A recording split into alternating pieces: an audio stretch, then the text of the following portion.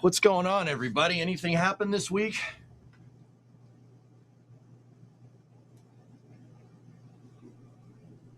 Oh, okay. Yeah, that's bad.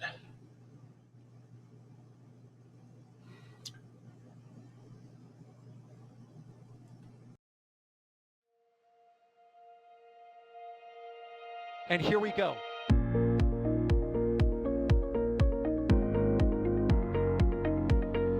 There's the W. Here's ignition.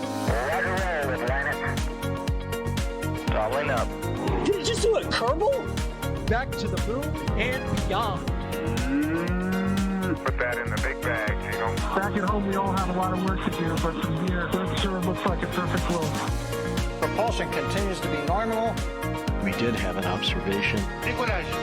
343 unfolds to go. It's orange. Water towers can fly!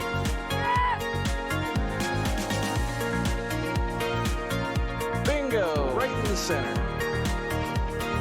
Where's Jacqueline? There it is! That was surreal. That's not what we want to see. No! Oh my God. Yikes. You bet. We don't need any more of these. Welcome everybody to the Flame Trench. Ours is still intact here after a couple of weeks away. Obviously last week we had Starship kind of taking precedence with that. And yeah, the Flame Trench today is actually spicy given the fire that we saw in it last night. Needless to say, our entire plan for this Flame Trench has changed dramatically in the last 20 hours or so. So this is going to be a fun one. But I'm not alone to deal with this, thankfully, because, there's a lot to talk about here. I'm joined by my competent cohort of co-hosts. Let's see what order we're going to be starting in, starting with Max Evans. Max, how's it going? Sawyer, it is going, and it is indeed flowing, although whether that is a positive or a negative is up to your own interpretation. But lots to talk about this week, primarily about one gigantic elephant in the room that's behind all of us. But we're going to get into that later. Oh, we've got a lot to get into with that, folks, definitely. Also joining me today, as we swing boxes to the next person, is EJ. Hey, how's it going? What's up? It's right behind me, isn't it? Well, not anymore. Oh, yeah, no, yeah. Nah, yeah, this, I'm doing good, but yeah, this week's kind of a bummer. Yeah, just a bit. Well, in terms of who's next, there's only one other person on the trench, so I know for a fact that next is D Wise. D, how's it going? You know, it's been a very interesting past 20 hours of New Glen going for static fire and the events that took place since then. So there's certainly a lot to talk about, even though almost none of it is what we were originally planning on talking about.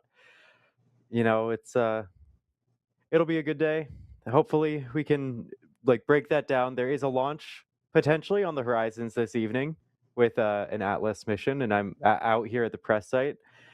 So, but there's a lot to talk about. Yeah. Absolutely, yeah. Hopefully, we might have the chance to get a bonus Atlas V launch. I know D, you, and Jerry will be out there setting up tracking for that. As of right now, it is about a 30-minute window for Atlas for their 7th flight, I believe, of Amazon satellites. Goodness gracious, my brain's still trying to go to New Glen at the moment. So we'll see if that goes. The weather is 30% favorable, and there's a whole bunch of Phase 2 lightning warnings in effect. So, yeah. We'll see how that happens. But right now, a reminder, if you have questions, you could tag us at NASA Spaceflight, or sorry, Phase 2 is clear, but you could tag us at NASA Spaceflight or at NSF. We'll do our best to answer as many questions as we can. And yeah, sorry I'm a bit frazzled today, because it has been wild. I don't think any of us have gotten that much sleep recently. in case you were living under a rock, who wants to give us the rundown here of what you may have missed at approximately 9 p.m. Eastern last night at LC-36? New Glenn went kablooey. Very in-depth. Gone. Very in-depth. So Reduced essentially, ashes. the synopsis of what we witnessed last night was the full and total destruction of New Glenn on the launch pad, preparing for a hot fire test ahead of the New Glenn 4 or New Glenn Flight 4 mission, which was scheduled to take place early next week. It seems like right when the vehicle got to engine ignition, there were multiple malfunctions, most keenly of which we observed first flashes around the aft module of the vehicle, which is right in the neighborhood of the BE4s, followed by more flashes that seemed to propagate upwards, followed by what looked to be the second stage or GS2 beginning to fall to the ground, and then RUD itself or have a rapid unscheduled disassembly, followed by the rest of the vehicle. And the subsequent explosion was seen from literally hundreds of miles away. It was complete and total destruction of New Glenn and its one and only launch pad. There was no payload on board. The payload that was scheduled for this was the Amazon, the first set of Amazon LEO satellites that Amazon would be launching on New Glenn, otherwise known as LN-01 or LEO New Glenn launch number 1. But obviously that is not taking place anytime soon, nor will there be a launch of New Glenn anytime soon, as far as we can tell, based on the damage that we saw last night between both lightning towers having this crazy wobble in the overpressure shockwave, and obviously one of them coming all the way down to the ground and the other being severely damaged. And we got a better look of said damage this morning when both Dee and Jerry hopped in a helicopter and got a better view of the pad in its current state. TLDR, it's not great. The pad is basically destroyed and will take a long time to repair. That's essentially probably not news to anybody who's been following the situation since it happened last night, which was around 9 p.m. Eastern, I think it was. So I want to bring everyone else back into the room here because there is a lot to dive into here in terms of the short and long-term consequences, not just for New Glenn and its commercial future, but also for the Artemis program, with this unfortunate circumstance occurring just one day after NASA's announcement of New Glenn's involvement with future moon-based plans in a 3-phase architecture with the Artemis program. Y'all, what break me or walk us through or break. I want to get into all your minds about what this could potentially mean for New Glenn and the future Artemis plans, and for the bigger picture, our return to the moon, and what this could mean for what could be to come.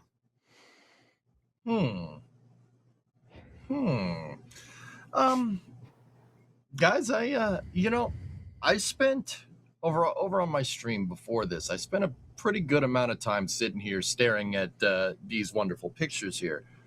Hi, you're down there. Dee's down there. All right, you changed the camera, changed the scene on me right when I did that, so that now it's just weird. Lovely. Thanks, Jay. No, you know what?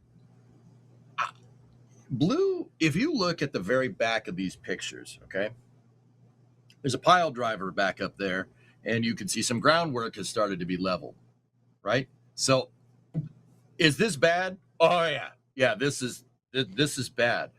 But we know from filing paperwork, and you could see it right there, that they're going to build another New Glenn pad over there. It's going to be LC-36B, right? We've seen the paperwork for it. We know it's there.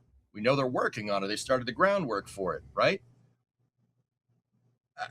Dare I say it? Like, if they had to, I don't think they're going to be down for as long as everybody says. Like, I don't know if we should call it doom scrolling, just to, try to get as much information about what happened over the last 24 hours at Complex 36 as I can. But, I've seen folks say, like, oh, it's going to be 2 years. It's going to be 2 years. It's going to be 2 years. The Artemis program. And yeah, this is going to delay it at least the Artemis 3 program. But also at the same time, like, I don't think it's going to take as much time as people think it's going to. Building another pad takes time. I understand this. But if they're just going to go ahead and build another one right there, clean slate's going to be easier to restart from than having to pick up, the fun house that's at the, bottom of the screen here. Like, now that I'm really sitting here and thinking about it, Max, I really don't think this is going to take as long to come around as it might seem. I really okay. And my big driving thing, I know it's going to sound ridiculous. Like, yeah, EJ, sure. Well, my big driving thing is that New Glenn doesn't have a pad anymore. And Blue needs to launch Amazon Leo satellites. They have the Artemis program to work on, right? Guys, they don't have a choice. They have to rebuild that pad quickly. It's like what I said with Flight 12 and SpaceX. That has to work. You don't have a choice. Like, you have to get that thing to work. If it doesn't work, you got a big problem, right? Yes. Max, they have to get this pad working. I think they're going to do it sooner rather than later. Just my 2 cents. I don't know. D, what do you think? Oh, go ahead, D. Like, I'll just say, driving up to the Space Coast this morning, looking out at the coast, it's a different skyline now. Yeah. With one of those lightning towers down and the other, when we were taking a look in the imagery, like, you can see damage to the base of that lightning tower, and they're also, like, everything around there is like stained more black. It's like it's a different color. It's a different look. We're used to the Space Coast being a changing skyline. We're not used to it for this reason so suddenly without preparation. When 37 was demolished, like, there that was sort of understood, like it was changing hands. This is just literally the sun sets one day on a complete and working launch pad that has seen successful launches, and the sun rose today, and there is not a functional launch pad there. The roof of the flame trench is collapsed down in there. The existing standing lightning tower seems to be damaged. Now, I'm no engineer to say what it would or would not take to perhaps repair it. Like, who knows? But until they get an insane level of detailed assessment on that lightning tower, like, there's damage to it. They can't have people re-enter the area. They need to figure out exactly what the risks are. There are so many different things, and that's not even considering the pressure wave. What could have happened to the nearby infrastructure in the flyover? We see, and like, some of these images are out. I know we've got a bunch more out to members, but see debris spread around. The remains of the lightning tower, tents out at the pad are destroyed. Some of the tanks at the pad appear to be dented. Their mass sim seemed to have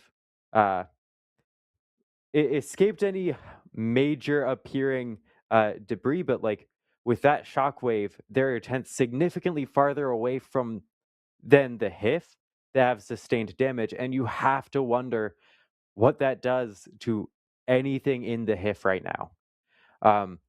Yeah. I would really love the EJ for you to be right, and for I'm certain that they are going to move full steam ahead as soon as they figure out what happened, what they need to do to resolve it. Like, they're going to continue building. This isn't like it was their only planned launch pad. It's just that it was their only operational launch pad. They have the problem is that there are ways to go from having any of those other launch pads operational. How long did we see Starship stand down here going from V2 to V3? And they had the launch pad like well underway and constructed when the last version 2 launched. And we still saw a significant delay until we saw the first V3. And that's vehicle related as well, but clearly they have their own issues here to look at and explore, whether that is with ground service, whether that's with the vehicle. Like, who knows? Anything specific we'd say would be speculation. But I mean, I hope you're right. But taking a look at the amount of damage that has taken place, like it doesn't look good. No, it doesn't. I Get... think. Oh, sorry, D. Go ahead. Oh, I was just going to say, I think I should also preface this next segment by saying all personnel have been accounted for, and there have been no reported injuries or fatalities as a result of this incident, which is the best news we could possibly have given these circumstances. But also, we're talking about damage here. Let's go over what hardware is we either know is damaged and or destroyed or could be, and what else could be around. So obviously the launch mount, the flame trench, the water deluge system, one of the lightning towers completely destroyed. Like they're in no if ands or they are completely and totally destroyed. In terms of where may be in the hangar, from previous imagery released from Dave Limp and Blue Origin themselves, there was the GS2 booster, Never Tell Me the Odds, which was the first to land successfully and refly successfully, was in the hangar at the time of the explosion, on top of what looked to be another GS2 stage. Whether that was a flight element or not remains to be seen. Whether or not it was even still in there at the time, this is just going off of recently released imagery from inside the hangar from Blue, but there could also have been other BE4s in there, and not to mention all of the hardware used to integrate the launch vehicle onto the actual transporter erector itself. That was all in there, and that pressure wave was incredibly intense, as we saw. And so who's to say hardware wasn't knocked around inside, stuff knocked off the ceiling, came down. Who knows if they even still have power to the hangar. I haven't actually checked to see if the lights were on last night afterwards. I think they weren't. But that's just at the pad itself. We can also work our way north to LC-14 and 16, where Nova and Terran will hopefully be launching from in the next year or so. And those are directly next door to Launch Complex 36. So if there ever was going to be launch or other companies' infrastructure damaged by this, it's going to be 14 and 16, because they are quite literally right next door to Pad 36. But also, if we're going farther north, we have Launch Complex 37, which is where Starship should be launching from in the next maybe 2 to 3 years. Then we also have Pad 40, which we saw a launch from this morning, Pad 41, 39A, and 39B. And we also saw from our press site cameras how bright the VAB was lit up by that fireball following last night's unfortunate events. That's about. It's one of the worst case scenarios imaginable for a launch vehicle and its team. I think in my personal ranking, there are 3 ways to rate a worst case scenario. Number 1 is you lose your vehicle and your pad. Number 2 is you lose your vehicle and pad and your payload. Number 3 is LOCV, loss of crew and vehicle. Thankfully, New Glenn is not crew certified or crew rated as of this moment. And thankfully, the payload that was going to be launching on New Glenn was not mated on top of it during the static fire like we saw during NG3 and their launch of Bluebird 7 for AST Space Mobile. So no matter how you try and break this down, it's going to get dirty. It's ugly, no matter how you want to look at it. I mean, I feel for everybody at Blue, especially those who have been putting their blood, sweat, and tears into making sure New Glenn gets to where it needs to go and delivering on Blue's promises to make New Glenn a reliable and commercially viable vehicle against the likes of Falcon 9 and hopefully Starship in the next few years. It's a major setback, and especially with this being your only launch pad, your only operational launch pad. Of course, there were others planned, but what Complex 36, the one that's built now, is their only one was the only one able to support New Glenn launch operations. Why are we talking about it like it's a funeral or something, guys? Like we're eulogizing Blue. This is ridiculous. Wait a minute. You one pad down. They're building this. They're going to build another one, and they're probably going to fix that one. But all the production facilities and all the know-how and all the staff are still there. It's not like, oh, they lost everything. We're talking like like this is like some end all be all thing. And yeah, this shifts the timeline a little bit, and that stinks. But like, why this ain't no funeral, man. Blue will be fine. EJ, I think it's different here because Blue Origin is not like SpaceX, and they don't have 4, 5, 6 other vehicles either ready to go or almost ready to go following the aftermath of a bad flight or an on-pad issue. What? Do we know that? Do we know that? They haven't posted anything about that, but that's just assuming that's assuming based off of hardware that we have or haven't seen. So, I mean, as far as we know, the NG2 or the NG1 booster, or sorry, GS1 booster, never tell me the odds, was as far as we could tell, was in the hangar at the time of the event, at least based off of recent imagery released from either Dave Limp, Blue Origin CEO, or Blue Origin themselves. So. But obviously, again, vehicles don't really matter whether they have them almost ready or not if you don't have a pad ready to support them. Although I wanted to preface this next point by saying all of this because this could be an incredibly positive pivot point for Blue Origin to either build or rebuild this one pad first or rebuild this pad simultaneously with their brand new pad right next door. Or this might be kind of going down maybe a rabbit hole here. They could jump right to New Glenn 9x4. There is a window of opportunity here to do that. So what? Why would we do that? Why? Huh? See, everybody's asking you. Everybody's asking me that. Like after what I said, like it's like, oh, they're gonna hop to 9x4. Why? No.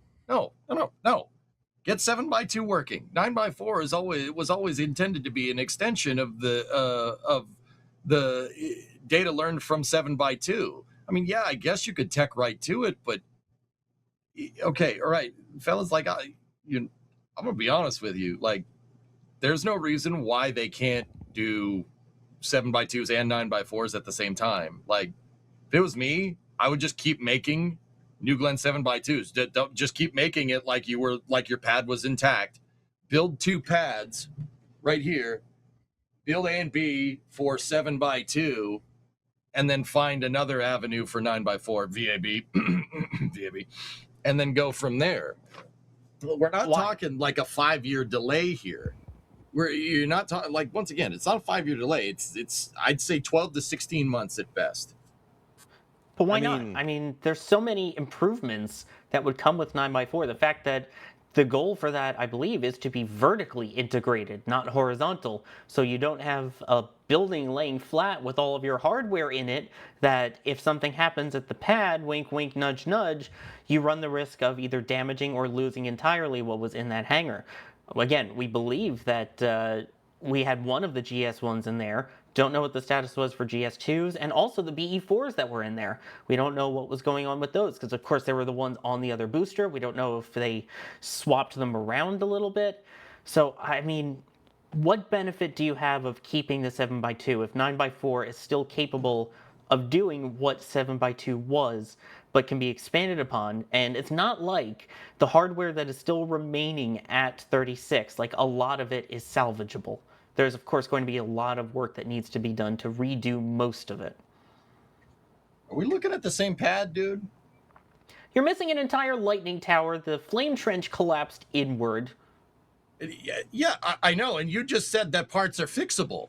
Are we looking at the same pad? Did I hear that right? Am I going? No, the whole point was that there are parts that are not fixable.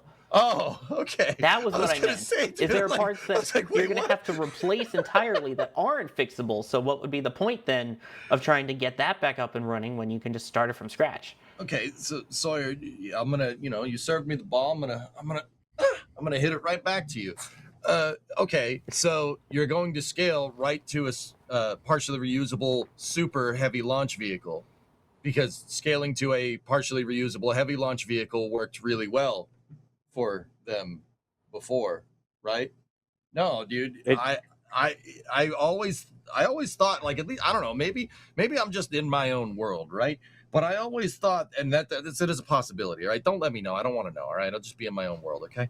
I always thought that 9x4 was going to be built based off of what was learned from flying 7x2 a lot. Just right? You're not, like to use a SpaceX analogy, like you're not going to go right to Falcon Heavy. You're going to get a lot of data with Falcon 9s and then go to Falcon Heavy. Like that's how I thought about it in my mind.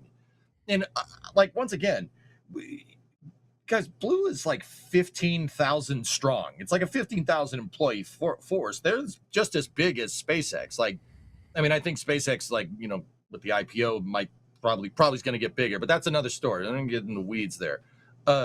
Blue is a big freaking aerospace company. They're huge. There's no reason why they couldn't rebuild 2 7x2 pads at 36. And then, I don't know, my EJ's hopium theory is that it's, they build out 9x4 for a high bay and a mobile launcher in the VAB. That would be sick. Use 36 or 39 Bravo, right, Max? Yeah. Like, there's no, I like that. There's no reason why they can't do all of those things, like all of them. It's a huge company. And, what? Do they not have the money to do that? And then the other question that I have, by the way, is with all of the contracts that they were given for the lunar lander, did it specifically say what vehicle it had to launch on? Does it say that Blue Moon Mark II lander, the one that will carry people, is launching on New Glenn? And if so, does it specify that it is the current version of New Glenn, aka 7x2, or can they still launch it on a 9x4 and not have any issues with that? Yeah, I think, and that's one of the other points that really should be driven home here, to shed some positivity or to shed some positive light on this incredibly negative situation. This is an opportunity. Like this could mean further LSP or launch service provider collaboration in the future. Maybe Blue Origin and SpaceX work together to get Mark 1 to where it needs to go. Who knows? Like there is an opportunity here to do multiple things. Either be rebuild your pad for 7x2, rebuild it for 7x2 and or 9x4, come up work with SpaceX on a fast way to get Mark 1 launched this year. There's a whole bunch of different avenues here to be exploring to get the job done for Artemis. And that is the main objective here in terms of what's the biggest crunch here. It's not money, it's not budget in terms of Blue's pockets, because obviously they're backed by Jeff Bezos in private funding. But getting back to the moon and supporting the U.S. government's goal of beating China to the moon this decade, in the next hopefully 2 years, if not closer to 3 to 4 by the decade's end. That's the biggest. I think that is currently the biggest driving factor right now in any real decision regarding Artemis and immediately related Artemis hardware. And New Glenn was directly part of this equation. So there's a massive window of opportunity here in terms of what could come in the future for collaboration and finding solutions to now obvious problems that are staring us right in the face, which, in my opinion, is pretty exciting. Seeing SpaceX and Blue work together to accomplish a common goal, like getting us back to the moon all that much faster, to me is an incredibly appealing outcome or reality that I would love to see through. But again, only time will tell. And obviously, I think step one is nailing down the root cause of what caused this whole kerfuffle in the first place. And it seems like the BE4 just based on our imagery, it seems like the initial flashes on New Glenn came from the aft skirt section, aft module section of New Glenn, which is where the BE4s are housed. Seven of them on the 7x2 variant, hence 7x2. But I kind of want to toss this one to everyone in the room here. It's like, I don't know about you guys, but I didn't have Blue Origin and New Glenn in particular on my list of companies to come across issues this large in scale. Like having a full vehicle blow up on the pad was not something I had foreseen in Blue Origin's future. That is a given reality of the aerospace industry, and especially spaceflight, of major events happening like this with your hardware, like worst case scenarios. But I didn't have Blue Origin on my radar for this to happen to. But this is a key example of even those who seem the most well prepared and taking things at a much different pace or approach compared to others, they're not immune to setbacks and problems. Before we get to that, I want to clarify something because I see people asking. When we talk about 7x2 and 9x4, the 7x2 is the New Glenn that we've seen fly on all of the recent flights. So that is 7 engines on the first stage, the BE4s, and then 2 upper stage engines of the BE3Us. The plan was for Blue Origin to then come up with a larger vehicle that was more stretched, that was more powerful, more capable, and did a vertical integration rather than horizontal, and that is 9x4. So, in other words, 9 engines of the BE4s, similar to a Falcon 9, and then 4 of those BE3U upper stage engines, just for people that were confused on that. Now we'll pass it to everyone on what they think about that. All right, Max, what question are you throwing out to the room, dude? Sorry about that. Was this really on everyone's radar? Like, Oh, no. did we really expect Blue to have an issue of this magnitude? Like, for me, I never thought this would happen to them, given their approach to R&D and also just flight.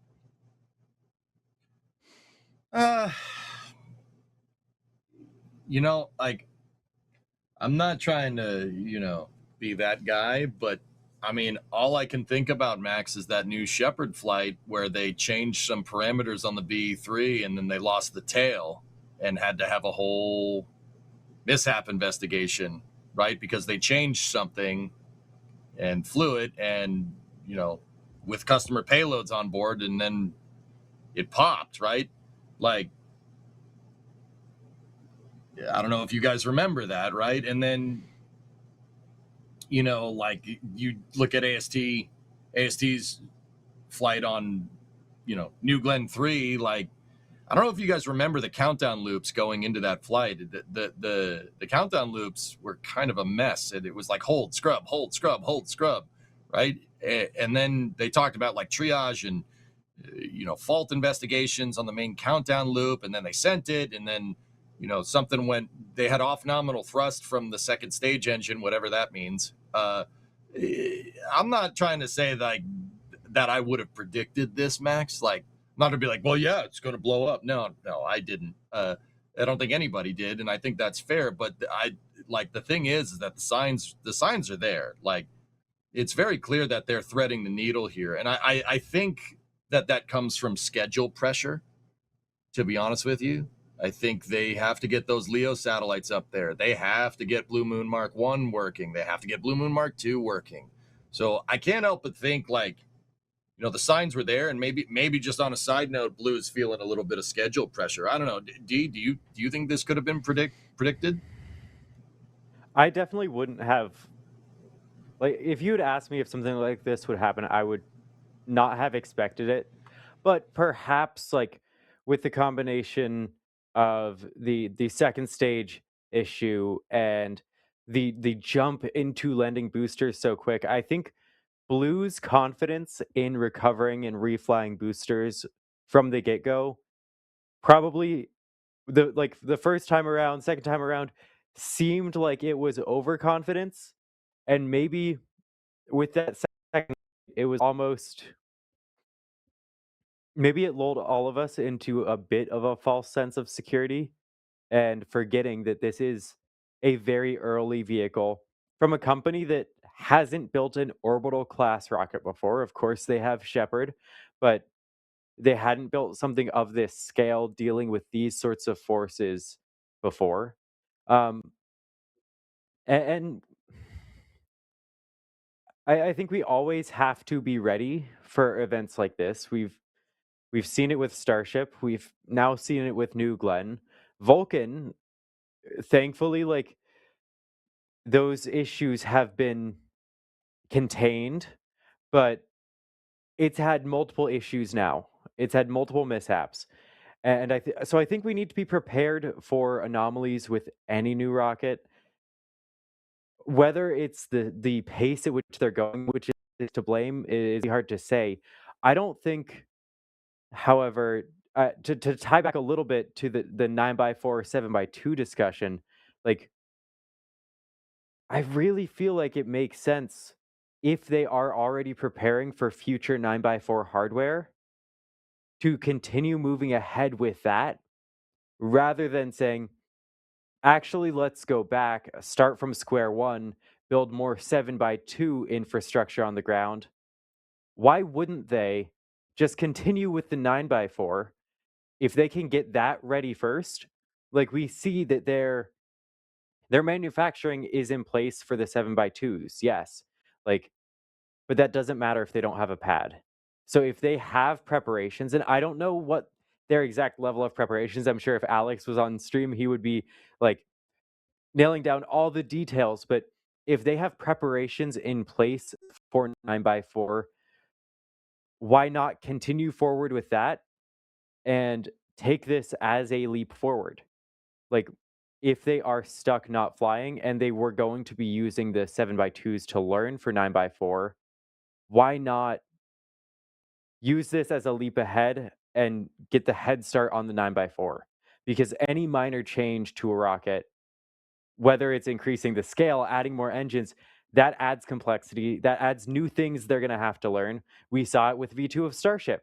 Like, the V2 curse, it kept failing. And so who's to say when New Glenn goes 7x2 to 9x4, they won't have their own setbacks that they need to deal with then. And so if their goal is to get to 9x4 and they already have certain aspects of the ground side and the manufacturing in place, it might not be setting them back to just make that leap now, accept whatever additional risk there may be, and just go for it. They have such excellent engineers. How impressed were all of us that they nailed landing on Jacqueline with the booster? Like, that was a wild trajectory. I don't think any of us fully expected it to be so far off the side and then Where's reorient. Jacqueline? There it is. Like, it was, I don't know. I feel like I'm going on a bit of a tangent here, but it all depends on what Blue already has in place and what their fastest path forward will be. Just because they were originally going to use 7x2 to learn doesn't mean they have to use 7x2 to learn. If they can use the time where they can't launch 7x2 anyway to just get a jump start on the next iteration. And this wouldn't be the first time that we saw a company do that. I mean, granted, SpaceX went right from Falcon 1 to Falcon 9 after only 5 flights of Falcon 1, and only 2 of those being successful. We saw also with SpaceX at Massey's, they took the opportunity after Ship 36 blew up to completely rebuild Massey's and prepare it for version 3. And not to mention, we saw Relativity go right from Terran 1 to Terran R after 1 flight. And then go bankrupt in the process. I was about to say the circumstances aren't exactly comparable here, but this wouldn't be the first time this has happened.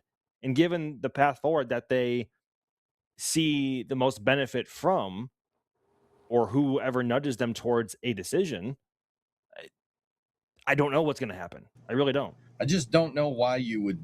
Okay, so you just lost a pad, right? You lost the pad. Mm-hmm. You lost the only pad, which really stinks, right? Why would we sit here and say, okay, I got an idea. Let's just take our entire factory that we just tooled up for 7x2. Why don't we just take that and just not use it? Let's just wipe the slate clean, right? Why would you do that? Guys, Blue has a cadence that they have to meet for LEO satellites and for the Artemis program. They're on the hook for a bunch of launches. Why? Yeah. So, like tooling to 9x4, yeah, maybe, but now you have to retool your entire factory. The factory's tooled up right now for 7x2s. Build more 7x2s. And then when your pads are ready to go, and yes, I said pads because they're going to build 2, right? Going to build both of them. Build 2 pads out. Let's go. Build 2 pads out. So A, you avoid this problem again, and B, when your pads are ready to go, you have a plethora of 7x2s to launch. Can you also build a pad that is versatile enough now that you're redesigning things to just have both? That way you don't have a separate 7x2 and 9x4. You just build a new pad infrastructure. You build 2 pads that are both capable of 7x2 and 9x4, so that whichever you choose to go with, you still have the option. Or is that too wild of an idea, especially as they're struggling to figure out just what happened last night to the 7x2? Well, Sawyer, this is what I'm wondering about. You were saying like, oh, build a pad out for 9x4. Okay, call me a nut bar, which people do anyway. So I'm just Nut gonna, bar. I'm gonna own Nut it, bar. right? See, I told you, D. Come on, Nut bar. join. Thank you. You completed the set. All right. I'm not sure that you can horizontally integrate a rocket like that. I mean, you could, like, don't get me wrong, like, it's totally possible. That would be the biggest horizontally integrated rocket by a long shot. You guys got to remember, New Glenn 9x4 is bigger than SLS. It's taller than SLS. Oh yeah, there goes chat. Nut bar. Yeah, I'm actually just gonna allow all the people that are saying that in there. Yeah. Sometimes you feel like a nut. I'm just gonna make sure everybody can just say nut bar in the chat. All right. I don't think that 9x4 is a rocket that you're going to want to put together horizontally. I mean, I don't know. I might be wrong, but that just, it seems, I mean, so you said it. It seems like it'd be better to put that thing together vertically, right? Like, it seems like once you get past a certain point with like rocket size, like you probably don't want to, horizontally integrate them, like Starship, SLS, Saturn V, Space Shuttle to an extent, but that's because it's heavy. It seems like they would want to do vertical integration, and if they're going to do vertical integration, they're going to have to build out a VAB. How else are you going to put it? How else are you going to put the thing on the pad unless they want to use chopsticks or something like SpaceX? Like, I don't see why you would do that with 9x4. That's a little weird. But maybe, who knows, right? So I just, yeah, you'd have to have like a VAB or something out there. Where are they going to build something like that? Or Aren't they already working on clearing area for that? I think it's my understanding is that 9x4 was always supposed to be vertically integrated, yeah, and that they were working on their own version of a VAB. But at the same time, why not do the same with 7x2? Have a system that is capable of doing both. You just get an extra large transporter or an extra large transporter that can handle both. I mean, we've seen that with Atlas and Vulcan. We've seen that with, the different variants of Atlas, the 4 meter, the 5 meter, the ones with, without solids, all of that. Wait a minute. You're talking about like a mobile launcher and not a transporter erector, right? Right. Yeah.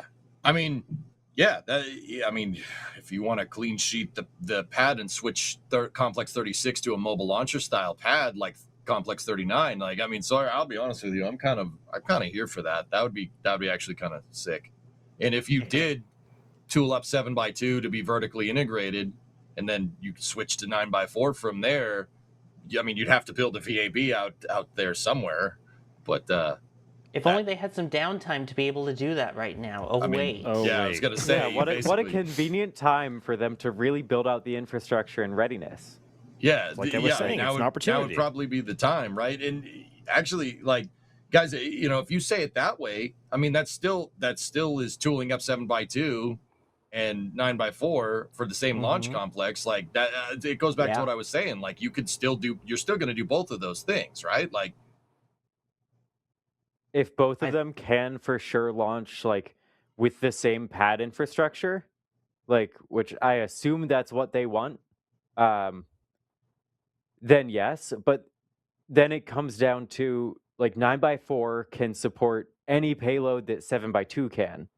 So when they're in the downtime, does it make sense to reprioritize the manufacturing side of things, which is long distance from the launch pad? Does it make sense to reprioritize parts of the manufacturing side to the 9x4 over the 7x2? Because, they can use an overpowered rocket to launch a small payload, and it's not an issue. They can't launch a larger payload on the smaller rocket. It's true. Like when they're aiming for this reusability, and their recovery of boosters has not been flawless so far, but it has been really impressive for how early they are.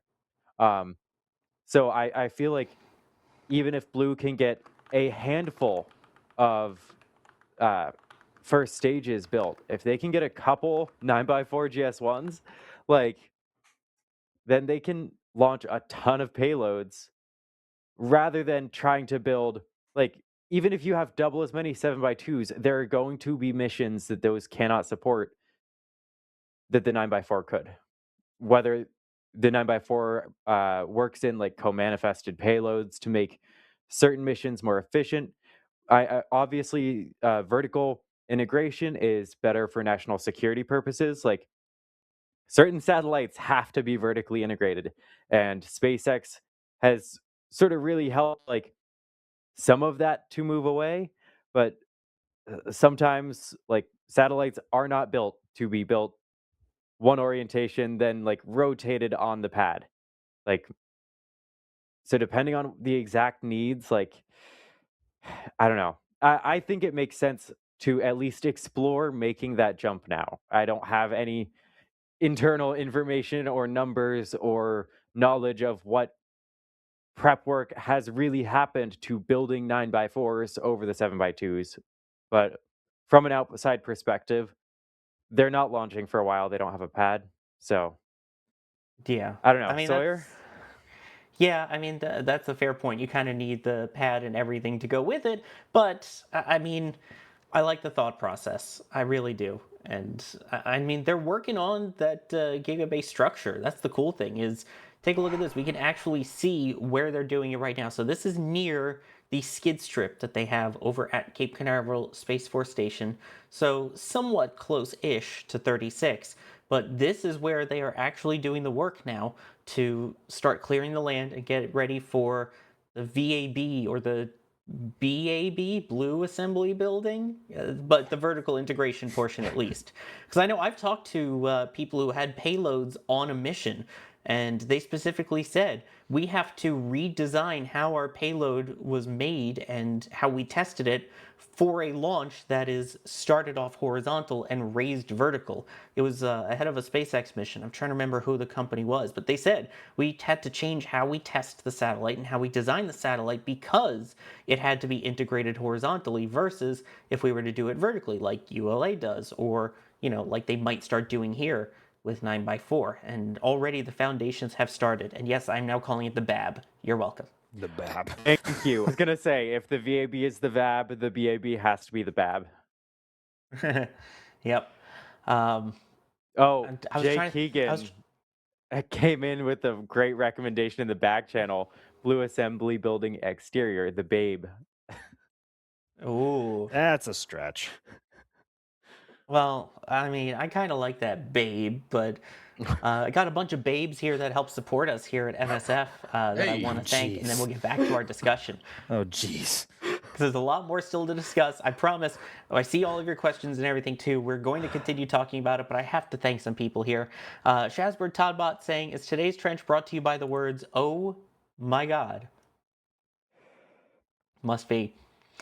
Must be. Matt's Mike Alpha Tanka Sierra gifting 10 Red Team memberships. Thank you for that. Good to see you, Mats. Jim Yoder, the next New Glenn first stage should be named Every Mushroom Cloud Has a Silver Lining. You guys are, wow, you guys are worse than me with puns on these names. It certainly has a lining. Mason Mars, I see Dev standing on top of the tower holding an antenna. Mr. Blonde, vehicle rich combustion, question mark. Deep Sky, thank you for the support. Warp Space 94, the base of the second tower is in really bad shape, but when you add in the amount of heat damage to the steel, it's going to have to get torn down. I think that's a safe bet. Jim Yoder also saying rebuilt pad will be designed to support 9x4 too, as we've been discussing the option of it. Also, Jim Yoder saying, I'd buy into a Blue Origin IPO. Please, Jeff. Mr. EF. Yeah. Jim Yoder also, poll idea, who flies next? New Glenn, Neutron, Antares 300, Artemis 3. I mean, we know which one is not going to win that poll. Neutron, 100%. What are the choices? Neutron. Of which one goes first? Ooh. New Glenn, Neutron, Antares, or Artemis 3? Neutron. We know Artemis 3 is mid to late next year. We know New Glenn is not anytime soon. So it really comes down to Antares and Neutron, which are both expected to be some point this year. That's a Neutron. great question. I got it. I Oh, go you ahead, wanna go? EJ. You go first. Okay. All right. How about this? You know, you said Neutron and Antares. I'll still say SLS. How about how What? about really? Yes. how about I how about respect it. because of this, right? Sherrod has to retool the Artemis program. You need some way to get those landers out there. Bring back the EUS, bring back ML2, put the work orders back in line, Oh my and God. up the cadence. But they've been tearing it down already. They didn't tear it down. They just took parts off. You put them back on. Takes 2 seconds. Yeah, 2 seconds in Bechtel time, but still. Can I The Bechtel time has already passed. We've already sank in our Bechtel time. We've already paid for that. And when I say we've already paid for that time, we've already paid for that. It's not going to take much to push that thing over the finish line at this point, especially when there's no alternatives. It's kind of weird. Yeah, I mean, the crew access arm, the white room, is literally just sitting by the side of the road near the crawlerway. Yep. That All right, is. what were you going to say, D? I can't see it being Neutron, for sure. Like, I want it to be. I want Neutron succeed, but like we've recently seen like cracks in the structure, and it's like, all right, they've got a long way to go. We haven't seen all too much from the new Antares, and then like New Glenn is obviously a ways out here. Like they do not have a launch pad. They've got some rebuilding to do. They've got some stuff to figure out. And then I mean the holdup with Artemis 3 is going to be the landers. So it's not even SLS's fault. So I don't know what I'm voting for. You got to pick one. You got to pick one. I've got to pick one. Mandatory. Antares? Okay. Maybe. I don't know. I want all of these to succeed and be flying shortly. I hope like we get multiple debuts of new vehicles this year. But I'm not holding my breath. I mean, I think, yeah. The question is, are we going to see any of those for this year? The answer might be no, which is horrifying, but yeah. Let me see. Observer saying, why didn't Blue Origin build a separate test facility like that of SpaceX's Massey's or NASA's Stennis? I mean, they technically do. They have, at least for second stages, the 2CAT, the second stage cleaning and testing facility over at Exploration Park. And we saw how well that went. One of the tests they did there blew off the doors, and then the second test they did where the doors were already open blew a hole in the roof. So I don't know if that's much better. They do already test the BE4s offsite in West Texas as well. But like, yeah, it's really kind of crappy to say that like Blue kind of threw all their eggs, most of their eggs in one basket at being Launch Complex 36, because that's where they hot fired GS2s. That's obviously where they hot fire GS1s and or fully stacked vehicles. And obviously that's where they launch from. Not anymore. It's going to be really interesting to see how they evolve from this, because there's a number of directions, as we've like spent the last X number of minutes talking about, that they could take. Although like which one that's actually going to be, I don't know. We're not even 24 hours out, or we haven't even passed 24 hours since this even happened. I think a lot of us are still kind of processing what happened and the magnitude of a problem this really could be. But again, it's an opportunity to do something great, something grand, something different. Don't know. It's also worth considering, like even for SpaceX, for the booster static fires of Starship, those take place at the launch pad. We have more of them, but it's not like they're doing full 33 engine static fires at Massey's. There are like commodities considerations, and they would basically have to build out an equivalent flame trench for a launch pad, but for a static fire to do a full duration.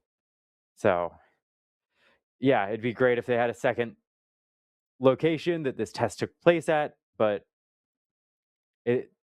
even SpaceX doesn't fully have that for like they don't do full static fires with an integrated vehicle on the pad. I mean, they used to. Like, it used to be way more commonplace to see a Falcon 9 doing a static fire test either at Pad 40 or Pad 39 before a crewed mission. We also used to see Falcon Heavy doing a full static fire test at 39A before every single launch, up until maybe two or three launches ago. And mind you, as well, as far as memory serves, they have never done it with a meaningful payload on top of it in case something like what happened last night happened to their rocket. That used to be part of their mission criteria and the checklist to do to prove vehicle readiness. Obviously, Falcon 9 is a more than proven launch vehicle at this point. I don't actually remember the last time we saw a Falcon 9 or Heavy static fire. I'm trying to think of it now. It may have been closer to a crewed mission, but somebody in either chat or back channel correct me. I don't know. I mean, we But had Crew 12. Did we? We did. Okay. Per Alex, it was Crew 12. I'm an idiot. Certified. That launched in February, for reference. Yes. But like that's so assuming they even certify or they static fire for every crew launch, that's minimum twice a year, and maximum 3 or 4 times a year. So we don't see it all that often, but we do see it over at McGregor, where every single first stage is fired before being shipped out to either Vandenberg or the Cape. But again, that's its own bespoke test stand. It never meant to have a vehicle fly from there beyond Grasshopper. But yeah, Blue is they don't have a lot of real estate when it comes to full vehicle testing. Like they have their own test sites for BE4 again in West Texas, and also at the Marshall Space Flight Center, where they also fire BE4s there as well. But that's again only for BE4s. That's not for GS2s. That's not for GS1s. It's not for integrated vehicle testing. It's just for the BE4s. And I mean, if BE4 really was the culprit this time, I'd be quite surprised, to be honest with you. Because again, kind of like Blue having this problem in the first place, I really didn't see that coming. We don't know yet. There's a lot of question marks still. But- I want to continue Okay, with the questions here, because this is a really good one that got brought up from Head Swerve, saying, as the BE4 seems to be involved in this RUD, again, we don't know its role in it, but obviously something went kaboom near the engine base there. Does this ground Vulcan? Will they have to transfer more Amazon Leo contracts to Ariane 6? Because a reminder, Vulcan also uses a variant of the BE4. They're not exactly the same as the ones on New Glenn, but they're very, very similar. And that rocket already had issues with the GEM 63XL solid rocket motors, with nozzles liberating themselves. And so then, remember, Space Force was like, hey, we're still iffy a bit on the SRB side. We're going to try and launch as many as we can on the Vulcans without solid rocket boosters, because we trust the BE4s. Yeah, about that. So is Vulcan double grounded, or will it be double grounded from the Double BE4? Not the best terminal. I don't know. You know You're what I double mean? grounded. I double dog ground you. But yeah, I mean, that's a good point. I mean, certainly they were already going to be taking their time figuring out. I mean, we said this last time, that they would figure out the issue with the SRBs before they flew again, and then we saw the issue again. Certainly Blue is going to be taking their time with the BE4s, and of course which probably most of it, the commonality between the Vulcan BE4s and how they're installed and run on New Glenn, like that'll have to be explored and narrowed down to an actual root cause, whatever that root cause may be. And again, it might not be the engines, and if that's the case, I don't think Vulcan has anything to worry about, but they need to get down to the root cause, because there's no way ULA wants to be flying on Vulcan right now when there's so many uncertainties, whether it be with the engines or the boosters. Like, and notably, those are not components directly made by ULA. Like those are made by Northrop, and those are made by Blue Origin. Yep. They want to make sure that if they know their stuff is good, and like ULA has an incredible. It feels weird saying this when it has had some issues, but ULA has had an incredible track record of reliability. And they want to keep that up, and they don't want someone else's mistake to hurt their reliability just because they were rushing to fly again. They didn't wait for adequate information from those third parties that are suppliers for Vulcan as a whole. I don't know if I was clear or not, but I definitely think ULA will be keeping a close eye on this situation. I think it's unfortunate as well because they have begun stacking the next Vulcan vehicle in their newly completed VIF A, or Vertical Integration Facility A, for Amazon, right next to Space Launch Complex 41. And if the vehicle can't fly, because if it is deemed the BE4 is having an issue, whoa, buddy, Vulcan is in for a ride. I mean, it's already been quite in for a ride anyway. But that's a vehicle sitting in a place that it's not meant to sit for a long period of time with an uncertain future beyond the next few months, depending on how long the investigation takes. Again, we're less than 24 hours past since this event happened with New Glenn. But it's really unfortunate that a lot of the technology, or some of the technology on board is directly directly integrated with other vehicles and other companies. And now there's a whole big question mark on whether or not that vehicle can fly again, when it's already dealing with its own set of problems from another supplier. So yeah, not really a great circumstance, no matter how you try and cut it. Yeah, it really isn't. Let me continue with the support here, because then I have some other things I want to talk about too. Warp Space best case, we are looking at least a 12-month delay, so a complete teardown of Pad 1 and moving to 9x4 makes the most sense given the situation, in their opinion. Rocket Prophet, this event only proves that Orbit and Beyond is very difficult. That is true. Hey, it's the Space Pope saying, "Bless this holy nut bar." Good to see you, Space Pope. Well done, you. Hey. Rocket Prophet, thank you for the support. Jim Yoder, maybe NASA has a mobile launcher for sale cheap? Question mark. Jim Yoder also making the joke here, without the lightning towers, New Glenn isn't grounded. Which I do want to point out. While we're cracking weather jokes here, you want to hear another weather joke? The weather is currently green for Atlas right now. You're kidding, right? I am not kidding. Per the official ULA live launch blog, the last we saw is that weather is go across the board as they continue filling up all of the propellant tanks on Atlas V towards their flight levels. They just began the Centaur liquid hydrogen load a couple of moments ago. Okay. That's exciting. It was thunderstorms when I walked into the building here. Is it still thunderstorming? Not to the best of my knowledge, but I do have headphones on and only a view out one window, and it was like blue skies on one side and downpour and thunder and lightning on the other side previously. So that is awesome. Getting closer and closer to another launch. Yes, it's quite common, especially in the summer, especially in the afternoon. Yeah.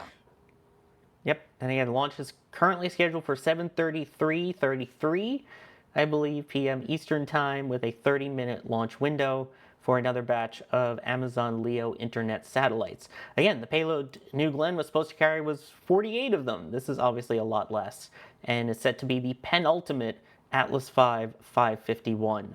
All other Atlases beyond that were originally set aside for Starliner, which is in the N22 configuration. So no payload fairing, 2 solids, and 2 upper stage Centaur engines. So exciting. Stick around. We'll continue to get to that.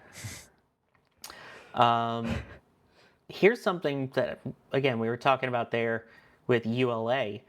It'll be interesting to see if they have to do anything with the rocket, with those engines, and when we see Blue come back in, or the BE-4s come back. So we'll have to see when they fly again. I also boy, I cannot speak. It was a long night, folks.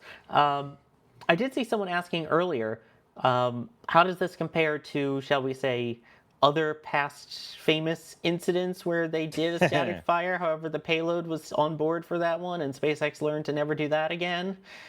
Yeah. For those who don't remember, Amos-6 happened back in 2016.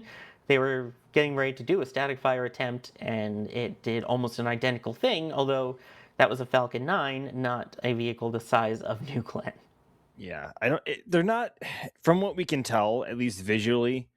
Also, from now knowing what was the root cause, 6 being the LOX penetration of the COP, even that causing it to suddenly spark and cause a whole bunch of issues with its second stage.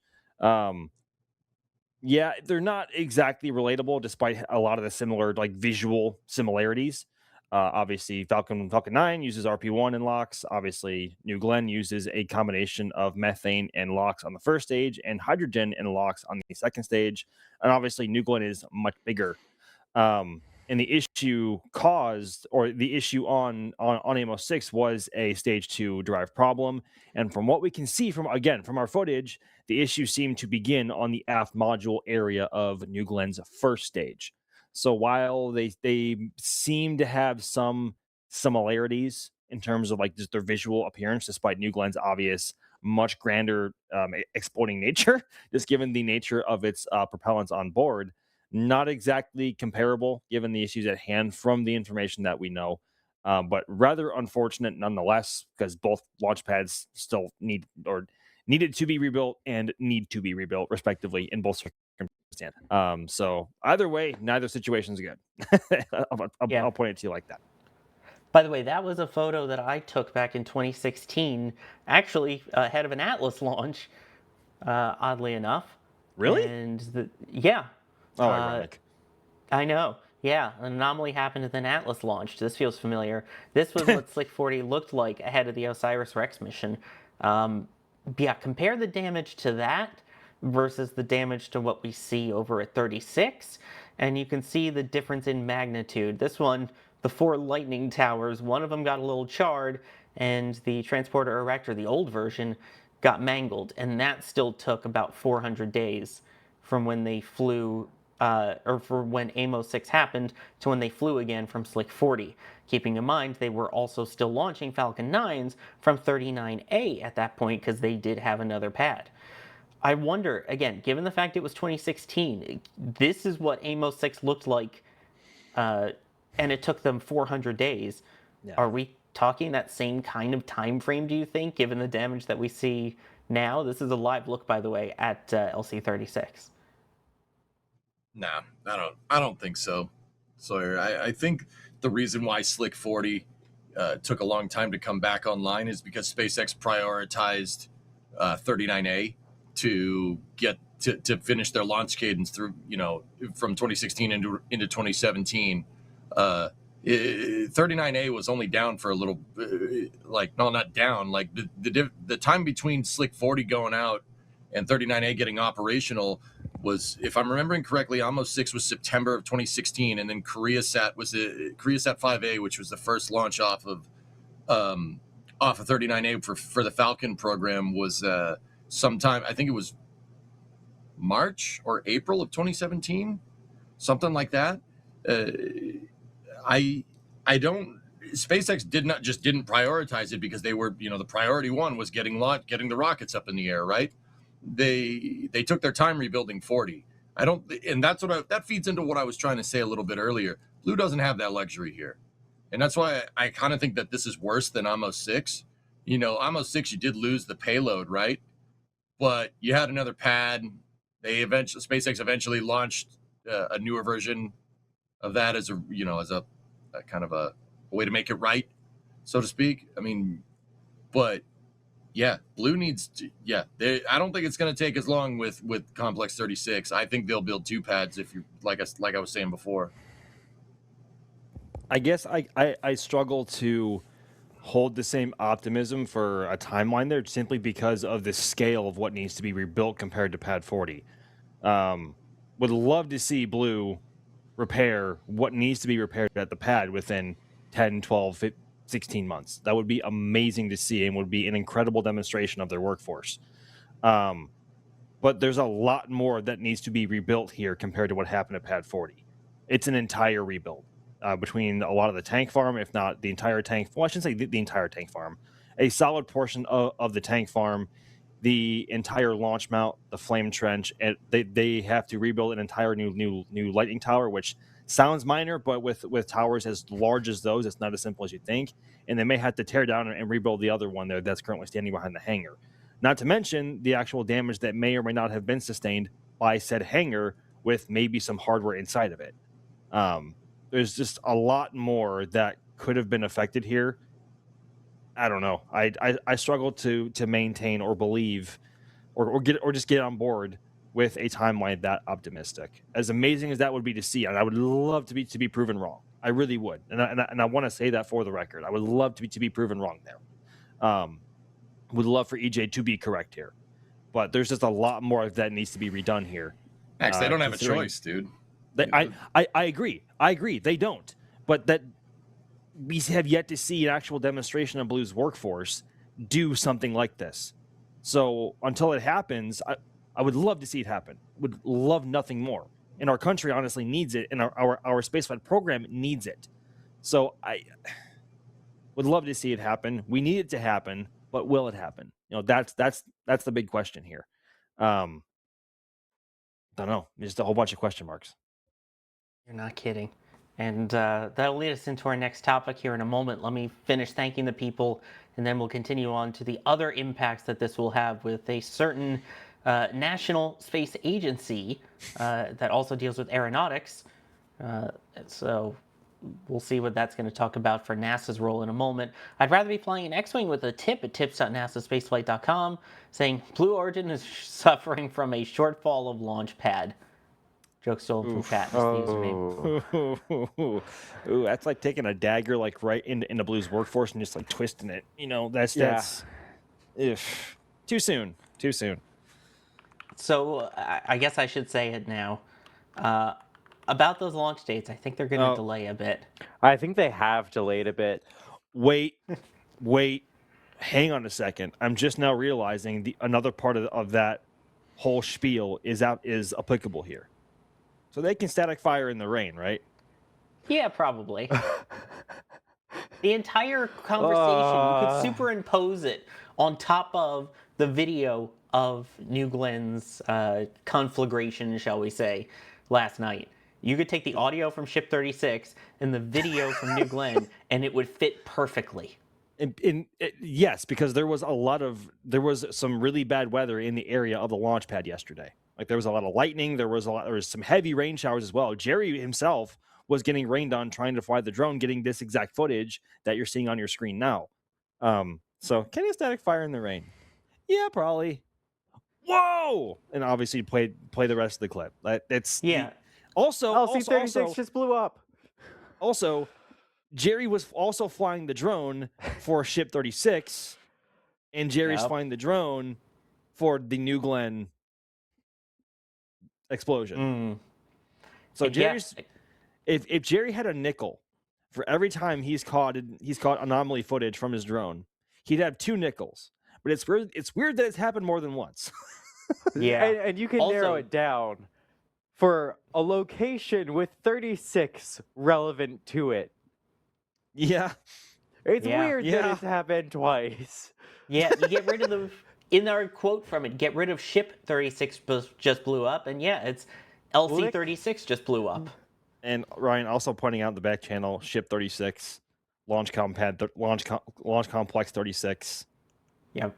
You guys just figuring this out now? Insert X-Files. You're just figuring this out now? Many times over the past not quite 24 hours. It is fun seeing that Ryan is realizing this. Boy, someone needs to superimpose the audio. Just saying. That'd be funny. Let's see, Drew Noir, since Tori works for Blue Origin now, isn't this an observation rather than an anomaly? No. Oh my god. No. If you classify that as an observation, dude, I got no words. No.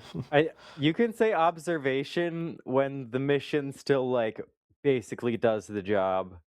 I don't think you can say just observation when you don't have a launch pad anymore. Although you probably can say we observed an anomaly. Yeah, I mean that is fair. And I mean he can say it all he wants. Yay, They pedantic certainly did observe it. terminology.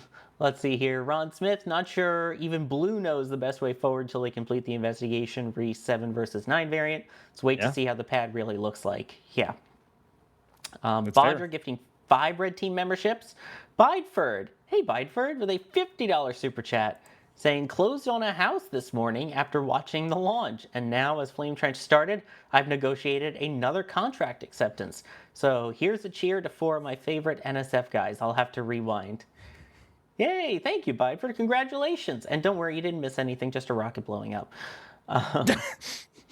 Just one of the largest explosions in Space Coast history. No big deal. No big deal.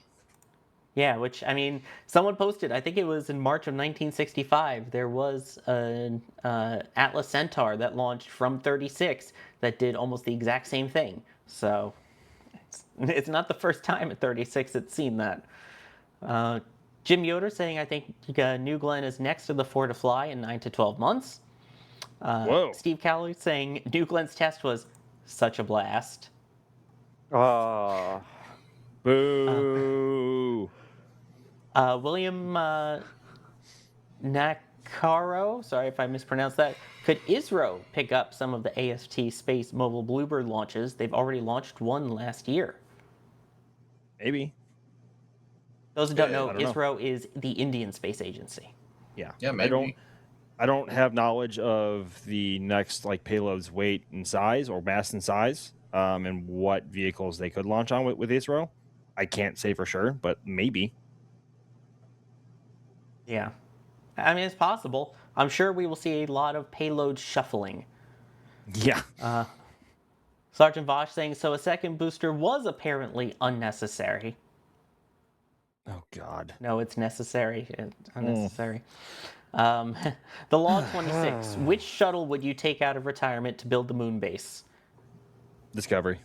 Discovery. Go throttle up. Copy, go throttle up. I love Endeavor, but let's be honest. If it's going to be any shuttle, Discovery was the workhorse. Discovery was the return to flight shuttle twice. It's got to be Discovery, as much as I love Endeavor. Yeah. Now, we talked about, payload swapping and things like that. All of this comes as Blue was just given a major contract in terms of delivering payloads to the surface of the moon. That was originally going to be the main story this week, was the fact that, hey, NASA announced their plans for the next moon base. And that moon base was supposed to happen starting in 2029 with the early parts of the testing being the initial phase from 2029 now till 2029. By 2032 is when they expected the initial moon base capability to be in place, and after 2032 to have a semi-permanent crew presence on the surface of the moon. They gave out a lot of money in contracts. They gave out 2 lunar transport vehicle contracts of rovers and things that would both be able to operate autonomously on the surface as well as be driven by people. So yeah, those contracts went to Astrolabs and Lunar Outpost. Those were the 2 that got the contract. Here's the caveat though. They had one vehicle that was supposed to be the deliverer of these lunar transport vehicles, and that was Blue Moon. Blue Origin received a contract that would have given them $234 million for each LTV delivered to the surface of the moon. That is a big money contract. And a lot of the renders that we saw used Blue Moon Mark 1, with the eventual goal of being able to use Blue Moon Mark II as well as part of the program. About that Blue Moon Mark I, they were excited because that's one of the launches that is set to happen this year and has been repurposed specifically from just a lunar mission to a lunar mission designed to help out with the recently announced moon base architecture. They kind of repositioned a couple of those upcoming launches.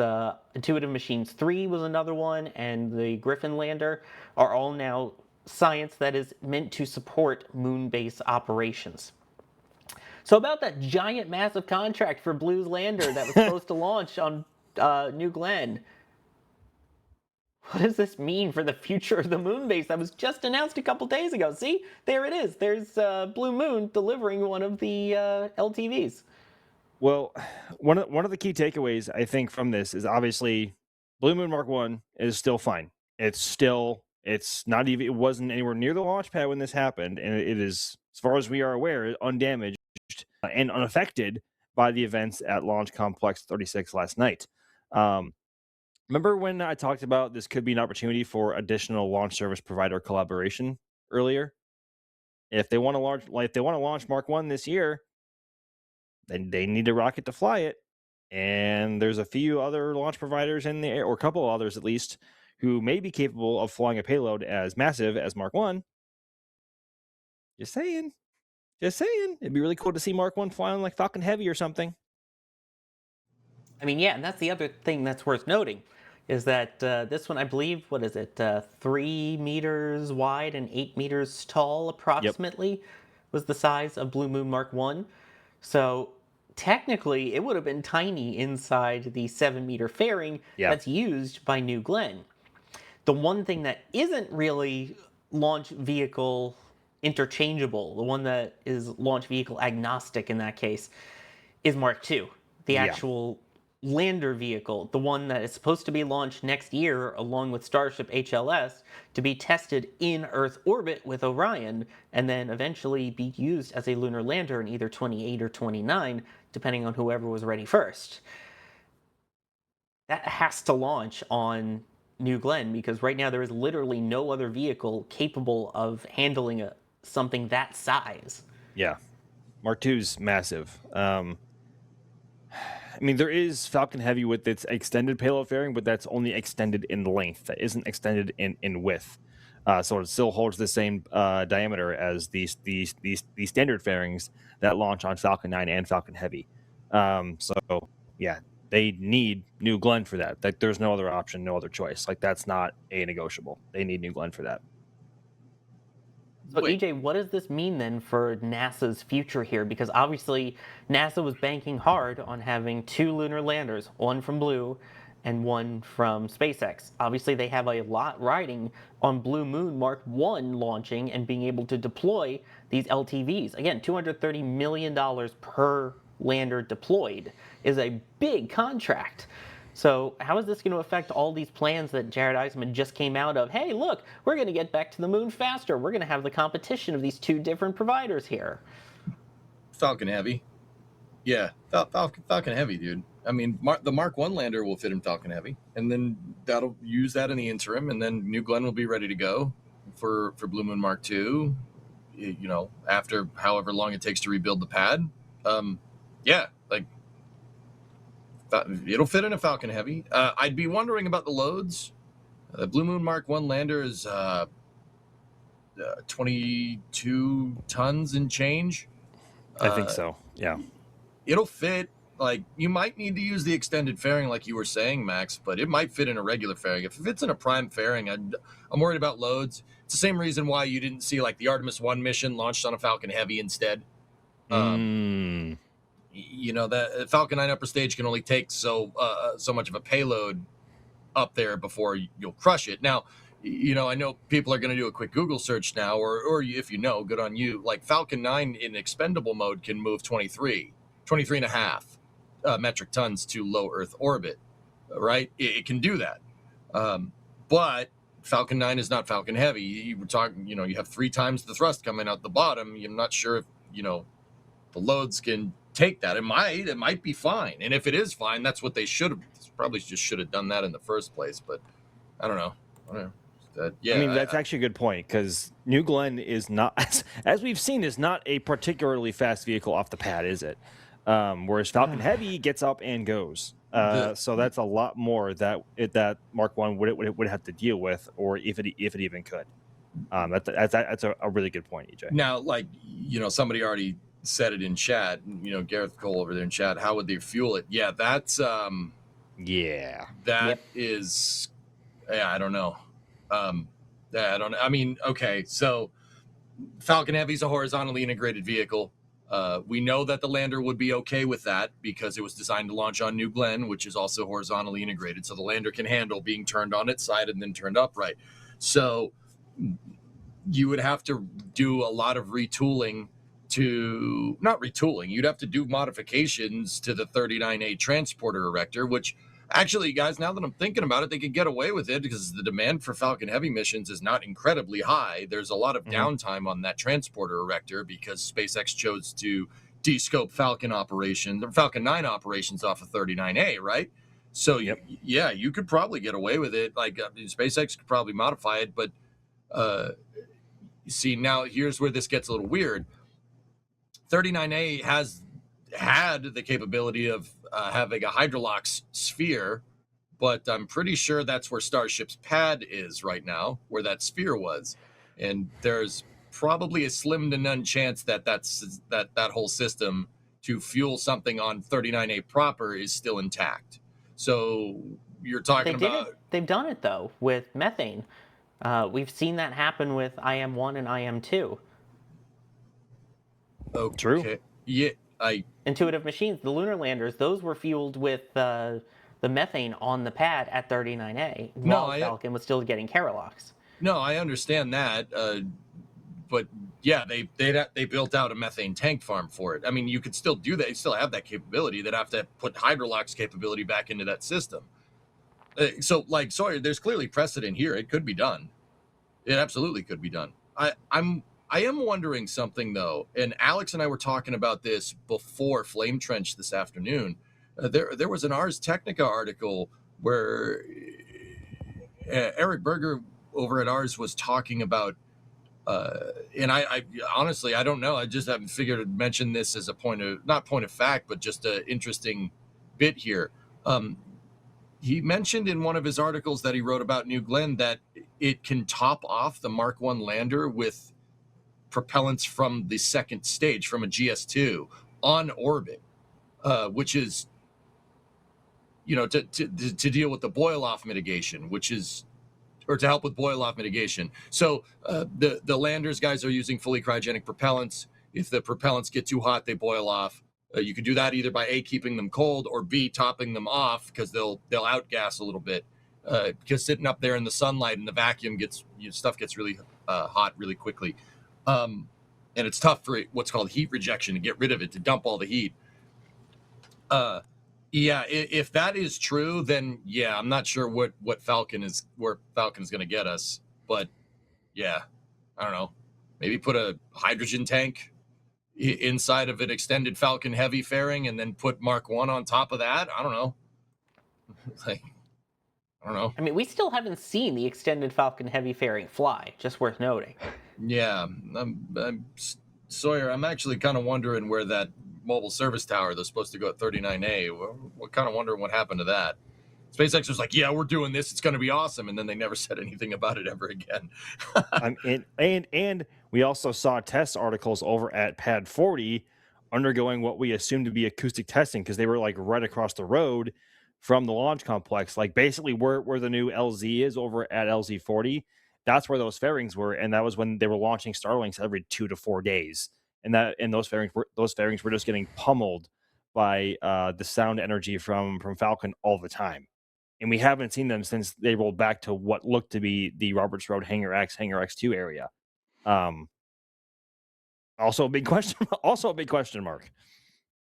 Yeah, but I mean, we haven't had, clearly we haven't had payloads that necessitate those fairings. Like, they were developed for a very limited number of uses. They're not going to be reused a ton like the regular fairings, to the best of my knowledge, but they're able to support missions that would otherwise be unsupported.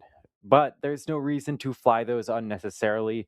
I'm sure customers wouldn't want to move to an unproven fairing if it fits in a normal one. They'd be like, SpaceX, come on, why would we fly a payload with this fairing when we have this one that's flown hundreds and hundreds of times? Yeah, I look forward to seeing those flights actually start to take place. Like different rocket outlines. Changing rocket outlines is a really cool thing to see. Agreed. Yeah, and we talk about Falcon Heavy though. Nathan wondering what about Vulcan Centaur, Ariane 6? I mean, the main thing I think with Ariane 6 is transporting it all the way from the Cape down to French Guiana, which, I mean, they did that with James Webb, but I feel like that was a special circumstance, given that was really the only vehicle that could fit James Webb at the time. True. What do you think? I mean, I think EJ is a lot more knowledgeable on this exact topic, but I don't think Vulcan has the performance to send Mark 1 where it needs to go beyond low Earth orbit. I know it can carry it can carry Vulcan's mass to low Earth orbit if I have my numbers correct, but I don't think it can take it to the moon. EJ, I'm gonna have to enlist your help on that one. Yeah, I gotta look it up. Give me a second. So Vulcan VC6 TLI even with the upgraded engines is 12 tons. So yeah, that's not going to work. So I would assume that Ariane 6 is probably somewhere in the same ballpark there. Falcon Heavy would probably be your only other option. There. But there is another. What's up? Actually, Alex pointing out something really important in the back channel, which I completely forgot about. Mark 1 is not being launched into TLI. It's launching into Earth orbit and then performing its own apogee race. I completely forgot about that. So that does change things. If that's the case, then putting it on a Falcon Heavy would avoid that boil-off problem that Blue was trying to solve. Because Falcon Heavy you could expend the center core and the upper stage and send it on TLI instead. And your mission duration would be significantly reduced that way, Alex. So you wouldn't need to worry about the top-off system for the lander at that point if you send it on a higher energy Hohmann transfer. Am I thinking about this right? Sounds right. But what was your other option that you were teasing there? SLS. Oh, God. Yeah. SLS Cargo. How'd that go? No, not SLS Cargo. Restart EUS, get ML2 tooled up, and nobody can sit here and say, well, that's going to take time. Yeah, I know. Because rebuilding a launch pad isn't, right? Like, tool it up, get the capability, co-manifest the payloads. Put Mark 1 in the universal stage adapter with an Orion on top of it. What? Apollo almost. Yeah. I mean, Mark 1 won't be able to land people down on the surface, and Mark 2 is too big to fit in SLS's stage adapter. But so you send an Orion out there, Orion will rendezvous with a lander or something, and then you send Mark 1 down to the surface. So a lot of people I see a lot of people in chat. You're looking at me funny. I could see it. I could see it through the camera, right? I could feel it through the nut bar. Yeah, awkward for the people who are in the bathroom right now, but still continue. You cannot sit here and look at me in a straight face and say that having the EUS right now would be a bad thing in light of these last couple of events, in light of the last 24 hours of events. Keyword, if we had it, which we don't. Yeah, but at this point, it'll take. It'll take just as long to get that up and running, and as it would to get New Glenn's baseline capability back. Okay, so you're saying, oh, dude, I don't know. So you're saying it would take the same amount of time to revamp or re-kickstart EUS production or manufacturing as it would to rebuild all of LC-36 to support at least a 7x2 New Glenn. That's what you're saying? Yes. Ding ding. Oh, brother. Well, Max, you got to remember that we won't need an EUS until 2029, because if they do Artemis 3 with the mass simulated ICPS, right, and then you do Artemis 4 with the ICPS, right? You know. But you just said that you would think that you think it would take 12 to 16 months to rebuild 36. Yeah, so it's not going to take that long to get in the U.S. It's going to take much longer, assuming that was greenlit. If NASA decides that they want it quicker, they'll get it done quicker. They've been trying to do that for a long time.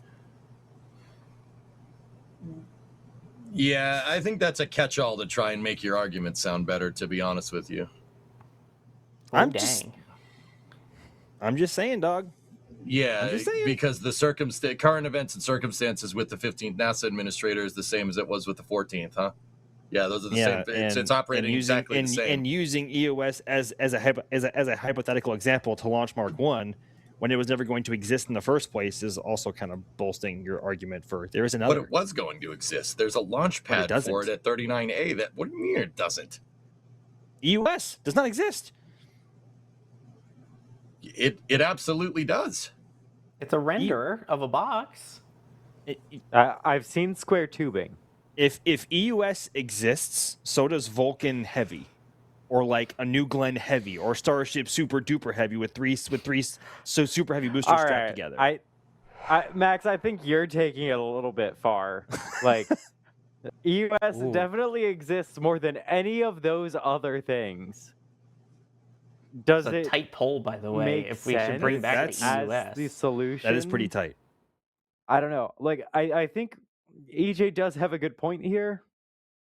It'd be great to have the most capable version of every vehicle and to have options to fall back on when one vehicle doesn't. But will it be ready / would it have been ready in time? That's the question. That's a good question. I mean, if we kept going with the EUS, it would definitely be ready before New Glenn restores its capability. The point that I'm more trying to illustrate... Were you not so optimistic that New Glenn is going to have its capabilities restored earlier this show? And now you're saying that EUS would be online before...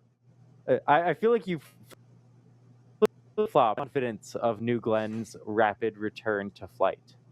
Like that's what I was trying to get at. It's like you just said you think it'll take 12 to 16 months to get New Glenn back on the pad and flying again, including or just getting the pad rebuilt and making sure there's a vehicle ready to fly. Mm-hmm. So if you're telling me, EJ, if you were green lit right now, this very moment, to revamp and re-kickstart EUS production, it would be ready before then?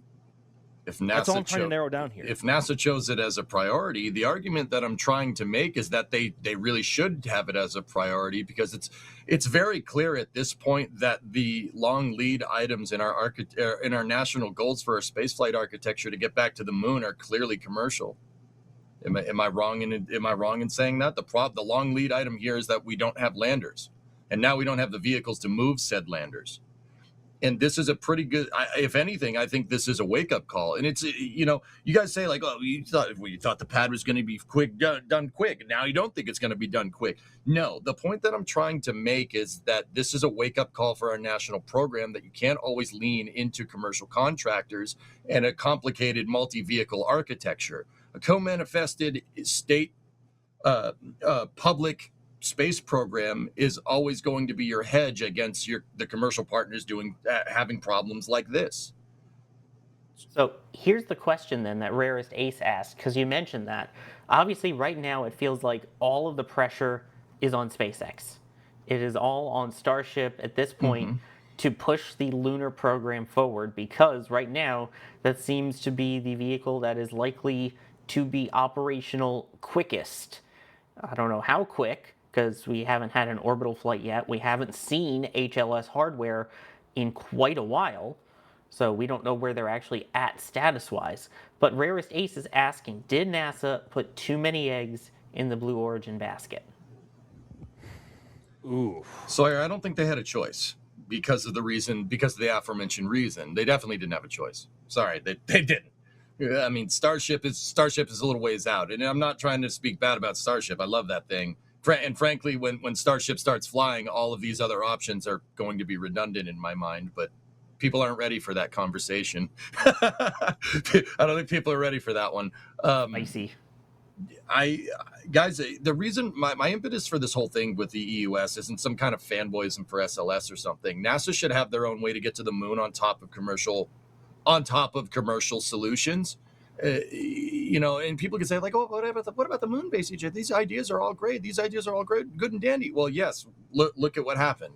This idea is you're already seeing the fruits of this labor, right? Like leaning too far into commercial can be NASA's undoing.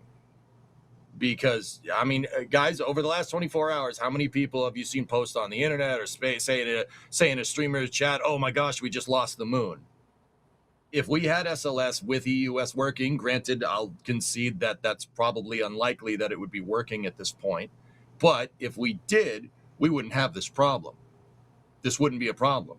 And I know people are going to say, oh, it's so expensive. And at SLS, but, you're going to list 1,000 different arguments, be it fiscal responsibility or not fiscal responsibility, like fiscal conservatism or anything else there that why we shouldn't do this. And yeah, you could say they're like, oh, SLS is not going to be good. We don't want to use that. We want to use New Glenn and Starship. All right, how's that working out? How's that working out to achieve our national goals for our space program, in a timely manner? Yeah, fun fact, it's not.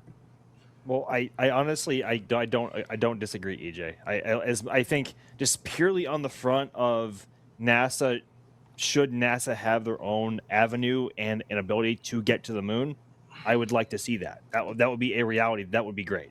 Now, the reasons why that is or isn't going to happen is a whole other conversation for a different time. But yes, if SLS with the exploration of the upper stage was a thing right now, that would be that would save everything. That would save this entire program. But at least for, I shouldn't say the entire program, but for, in the case of Mark 1 and keeping things on schedule and on time, that would be a great solution to have. But in terms of why we don't have it, that's a whole other can of worms and a whole like rabbit hole conversation, obviously, to go down between why SLS isn't what it should and shouldn't be. But I agree, that would be a tremendous thing to have. Yeah, Max, what I'm saying is that we should do this. Like, it's not really a, well, I think they're going to do this by then. No, this is what you should be doing. This is what you should be doing because, I think that public-private partnerships is the ultimate redundancy towards long-term sustainability in a space program. We've seen the fruits of what happens when we just do it publicly. Just, the Apollo program, which was fantastic, but there, you don't know when someone's going to come along, Nixon, and cancel the entire program, and then we're done with it. Simultaneously, you've seen what we've seen historically what happens when we lean too far into commercial. Everybody leaned too far into commercial launch vehicles in the 90s, and then the dot-com bubble blew, and then the launch market immediately dried up, and that's part of the reason why ULA exists in the first place, right? And by proxy, part of the reason why SpaceX exists in the first place. But that's another story. We've seen what happens when the pendulum goes too far one way or too far the other way, right? If we nail it right down the center and have redundant ways, and I won't sit here and tell you that is the cheapest solution here, you can ensure long-term sustainability, right? Because right now, commercial partners are impeding our goals. Now, I'm not saying if we did it all publicly, on the other hand, I'm not saying like if say NASA just said, no, we're just going to let's just build another Saturn V and go from there. I'm not saying that that's a good idea either. I mean, even though I kind of want to, who doesn't want to see a Saturn V launch, right? But yes. The point is that the way forward is to have redundant architectures, at least for the time being. Like have redundant architectures for another 10 to 15 years before the commercial, so you can kind of wait until the commercial market matures itself enough where you could just buy vehicles wholesale, because clearly we're not at that point. With Starship and with New Glenn, we're not at that point. No. And it is, I don't know if it's putting all their eggs in one eggs in one basket. You all right? No, strong. Bame's not having a strong. Consulants. But I mean, I think that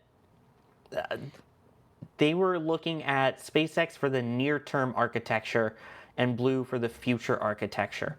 SpaceX is going to be the one that I think is going to be the first lander they rendezvous and dock with, the first landers that they actually use, and of course, eventually being able to help deliver large parts of the actual moon base itself to the surface. They're figuring by the time we get to 2029, that's when Blue is going to be able to deliver these lunar transport vehicles, the rovers. You have other companies that are going to be delivering the little drones that are going to be hopping around. I think they figured they would be the longer term architect because they're a little bit farther behind than SpaceX is. And I think it's safe to say that that is obviously very much the case now.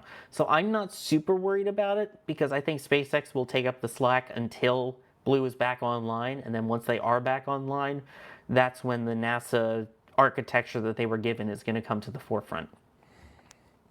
So that's my opinion on it.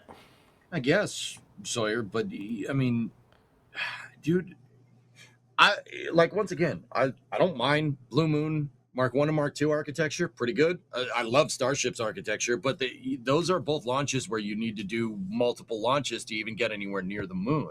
I think if we're going to ensure a sustainable, and I know, guys, this is going to sound really crazy. Just bear with me, all right? I know I'm the nut bar, all right? Okay, nut bar. Yeah, see, there we go. If we, okay, so let me give you a conditional hypothetical, all right? There's a problem on our future moon base that we've built out, right? How do you get people home? How do you get people home? Say we needed to get something out there quickly, right? Is multi-launch vehicle architecture a solution here?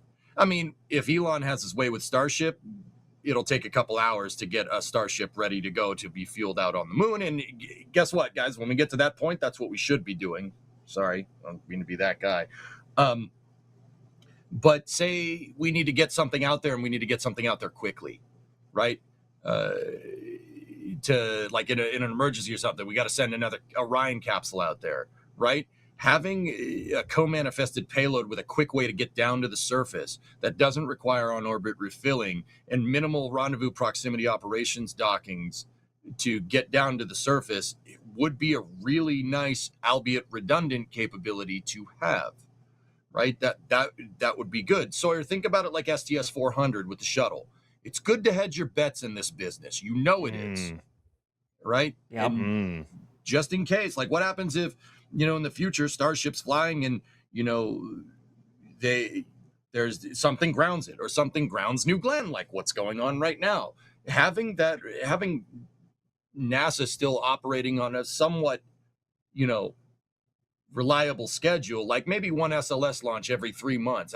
That would give you enough to have one teed up at any given point during a tenure out at the moon base. Guys, I don't know about you, but I think that solution is in redundancy there is worth its weight in gold for future moon base operations. I don't know. Call me nuts. Just saying. Worth its weight in Kapton?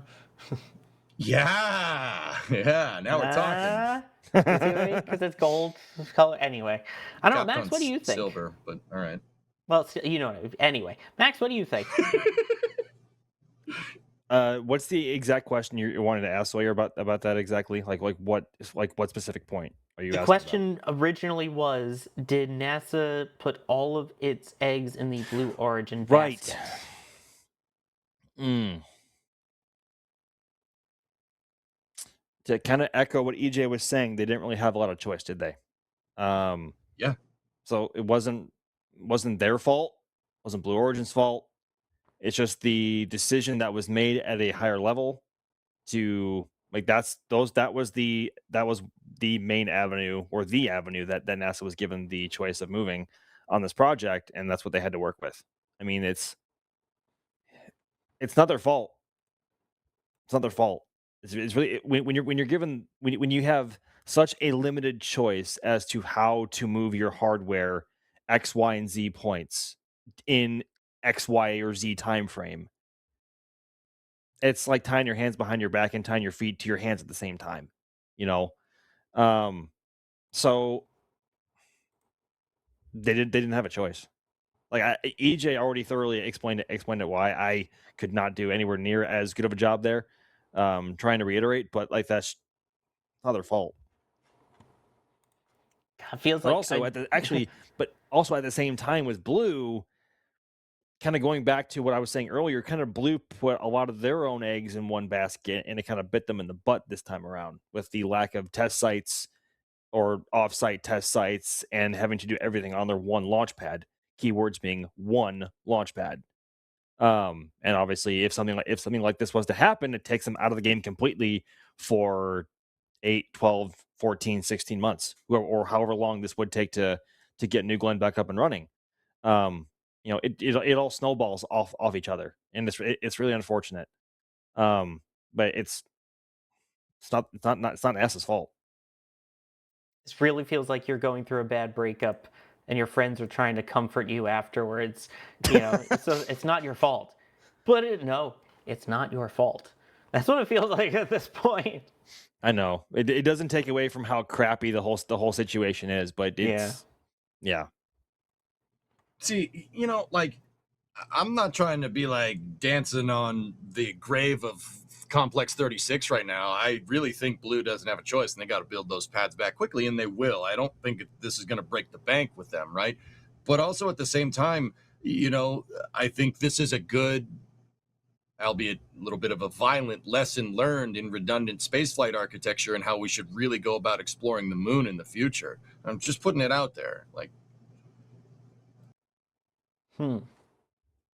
That's a good question. This has been a very good topic. I've enjoyed this one. Also enjoyed the support that we've been getting from people here, which we appreciate as we also continue to count down towards the launch of Atlas V, the penultimate Atlas 551. As of right now, the last update from ULA is that the countdown is continuing smoothly towards liftoff. They are not working any issues, and the last time they updated on their weather check was that weather is surprisingly favorable, given the forecast was originally 30% chance of favorable weather at launch. But let me thank some people here. SB Boom. Jerry's the ULA sniper. Confirmed. Oh, dear. I wonder how many people actually remember the story of the ULA sniper. If you do, let me know in chat. Or if you're confused, just say, what was that? Because I'm intrigued how many people still remember the whole ULA sniper story. It's a rather intriguing one. Oh, God, it was kind of funny. Sad, but funny. I'm just watching chat because it takes a second for them to catch up. There we go. A couple people do. And of course, my chat stopped scrolling. And ironically, it also relates to Amos 6, which we talked about earlier. That's a surprising amount of what was that. But yeah. So TLDR. Do you want to explain it? Yeah, TLDR, essentially, when the Amos 6 disaster happened back in 2016, 10 years ago now, geez, there was a theory going around, or one of the possible outcomes was that there was a sharpshooter on a nearby facility to Space Launch Complex 40 with hostile intent toward the launch vehicle. And there was, I don't want to say enough supporting evidence, but there was enough evidence to support that theory lined up enough to make it plausible enough for SpaceX to think about it beyond like a 3-second conversation, right? Inquiries went to SpaceX's launch team to talk to ULA's personnel about it over at SPOC, or the Spaceflight Processing and Operations Center, which is actually now VIF-A near Complex 40 and 41 for Complex 41. I think also Elon tweeted about it as well, like way back in the day, and that's how the whole theory like really caught traction. Obviously about reaching out to the FBI to investigate. Right, yeah, and then obviously it was shut down pretty quick because it obviously was not a reasonable. It wasn't reasonable enough probable cause to the issue of Amos 6's explosion to warrant any further investigation. But because of how just outlandish that theory is, it lives on in spaceflight lore today. That's essentially the TLDR kind of poorly explained version of it. Yeah, back when ULA and SpaceX were a lot more competitive at the time, Yes. and ULA had the advantage because they had more flight hardware and more flight experience compared to SpaceX, which was still pretty new at that point. Yeah. But it was wild to think that there was someone with a weapon on top of one of ULA's buildings aiming at Falcon 9. Roger saying, everybody wish our beloved friend Wilbo a happy early 68th orbit. Hey! Happy birthday, Wilbo. Happy birthday, Wilbo. The law. Is it awkward that tonight is actually a blue moon? Oh, God. Is it really? Yes. It's a sign. I think tomorrow technically is the full moon, but it is a blue moon because it's two in the same month. Sawyer, before you go on to say that, before you continue with support, this is a crazy theory. Like the things happen. The universe works in mysterious ways. Okay, obviously this explosion was awful and terrible, but obviously we've talked about how this could be an opportunity for something else to either steer Artemis in a different direction or to encourage or force a situation for other LSPs to work together to accomplish our main goal here of getting the U.S. and its partners back to the moon's surface. With this happening right around a blue moon, and the booster that blew up in this being "No, it's necessary," being named "No, it's necessary." Maybe it's like maybe it's fate. I don't know. Just a crazy That's what I'm saying, man. Theory. It's a wake-up call. Yeah, like it's crazy theory to throw into the universe, right? But there's always a silver lining, as cliche as that freaking sounds, as often as you may hear it for some of less severe circumstances. I'm a firm believer that everything happens for a reason, and I choose to still believe or look at this through a positive lens, and that this is a huge opportunity for other things to happen for the benefit of not just Blue Origin, but other LSPs and NASA's overall goal of getting back to the moon. But alas. Sorry, complete rant. Anyway, support. Whoa, that's like freaky, man. Seen some things, God. man, and some stuff. Oh God. Steve Cowley saying Blue Origin engineer accidentally put his favorite song into test, burning down the house. That's a little more than 365 degrees. Burn it down the house. Darker Still, New Glenn, brought to you by Michael Bay. Hey. Not enough lens flare, but... Not enough lens flare. Abrams. That's Abrams, yeah. Yes. I'm tired. It was a long night, folks, okay? We were up dealing with all the stuff that happened here with New Glenn. That was a crazy night, wasn't it? Yeah. Jesus. Chiharu Kinjo, thank you for becoming a Pad Rat member. Jim Yoder saying, if I'm Gwen, I'd be on the phone with Dave today. That's Gwen Shotwell and Dave Limp. Gwen with SpaceX, Dave with Blue. Maybe, I don't know, dude. If you want to get Mark 1 to where it needs to go this year, you kind of have to start working on that right now. So. Yeah. And Brian Green gifting 5 Red Team memberships. Thank you so much for all of that. It's worth noting now, we have now passed the 30-minute mark, L-minus 30 minutes until the launch of Atlas V, carrying more of the Amazon LEO satellites. This is Amazon LEO-07, so the 7th flight of 8 that they will be doing for this internet constellation of satellites. This is a live view right now at Slick 41, Space Launch Complex 41 at the Cape Canaveral Space Force Station in Florida. At this point, all 3 cryogenic tanks on the rocket have been topped off to flight level, so that is a fully fueled rocket, and they are currently in a planned T-minus 4-minute hold. So it is T-minus 4 minutes in holding, but about 30 minutes or so until launch. That's this whole T-minus L-minus clock thing that they do. And once the clock resumes at T-minus 4 minutes, that is when the L and T-minus clocks will sync up. At this point, they are now just waiting for the final pre-flight weather assessment from the Space Force's Launch Weather Office. Amazingly, the weather has been looking quite miserable all day, and yet the last check was that weather was favorable. I would have lost money if I had a bet that the weather would still be favorable an hour before launch. I mean, like Sawyer, you and I know very well how fast the weather can change in Florida, especially this time Weather of is year. go. I mean, also like for Flight 12's first launch attempt, like the weather was forecasted to be miserable all day, and then it cleared up miraculously well, like an hour or two before the window opening for Starship. And again, with how how dynamic the weather can be in Florida, for it to change that quickly for the better, it's certainly possible, especially at this time in the evening when the weather usually has calmed down and the atmosphere is less dynamic. Yeah, They just might get updated, by the way, right yeah. now. Weather is observed go for liftoff a half Holy hour cow. from now, according to the Countdown's final planned briefing by the launch weather officer. Fantastic.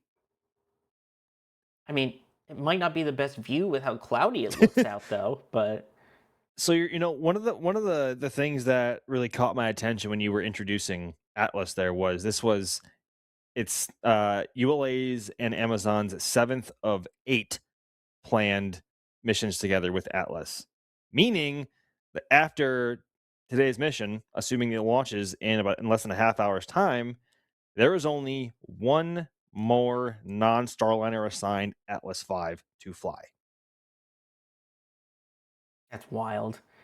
And we might Yeah. see that as soon as next month as well. They were trying to get these off really quickly so that they can go back to all of their uh, the Vulcan launches that they have planned for these.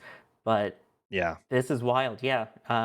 The next to last Atlas 551, which for those who don't know, 551 is the 5-meter fairing on top. It is 5 of the GEM 63 solid rocket boosters on the side and a single upper stage engine on the Centaur upper stage. So that is the 551. After this one and Amazon Leo 8, that is it for any Atlas currently scheduled to fly with a fairing of any kind. After that, the only ones remaining are set aside for Starliner in the N22 configuration, which is no fairing because it'll have a capsule on it, 2 solid rocket boosters on the side, and 2 engines on the Centaur upper stage. That is really sad to think about. God, that came up fast, didn't it? Good Lord.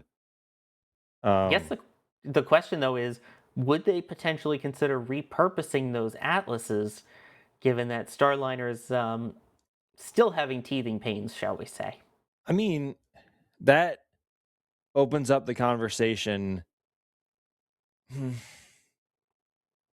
It's a really tough call there. I mean, it is and it isn't, because while in theory, if NASA was to forego, say, the last 4 or 5 contracted Starliner missions they currently have, I mean, currently NASA's contract with Starliner was modified, was modified, and they have 2 less contracted missions, at least confirmed missions, with 2 left on reserve should they want or need them. So even if they chose to forego half, if not a majority of the assigned Starliner Atlas V boosters and Centaurs, they don't have any fairings for them. They shut down the manufacturing for the Atlas fairings a long time ago. So it's a really unique situation, whether or not, speaking of restarting production lines and retooling, if they would invest enough to make just enough more payload fairings for Atlas V. But like, they had the boosters, or they would have the boosters, and they would have the Centaurs, but they don't have the actual payload fairings to hold whatever payload that they would want to fly if it was Leo, forgive me, or whatever else they wanted to move over from Vulcan, should the issues with the BE-4, if that is confirmed to be the issue, carry on for a longer period of time. Because once Atlas is gone, if Vulcan's having issues, ULA is not flying. Like, they're grounded. Like, there's no other option. Speaking of putting all eggs in one basket, ULA is putting all eggs in one Vulcan basket.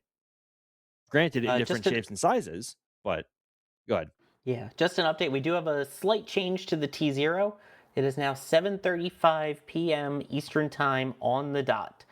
23:35:00 UTC. Oh, darn. Oh, 1.5 whole minute 1.5 slip. minute delay. Oh, heavens. What are we going to do? Don't worry, they still have 28.5 minutes in the window if they need it. Yes.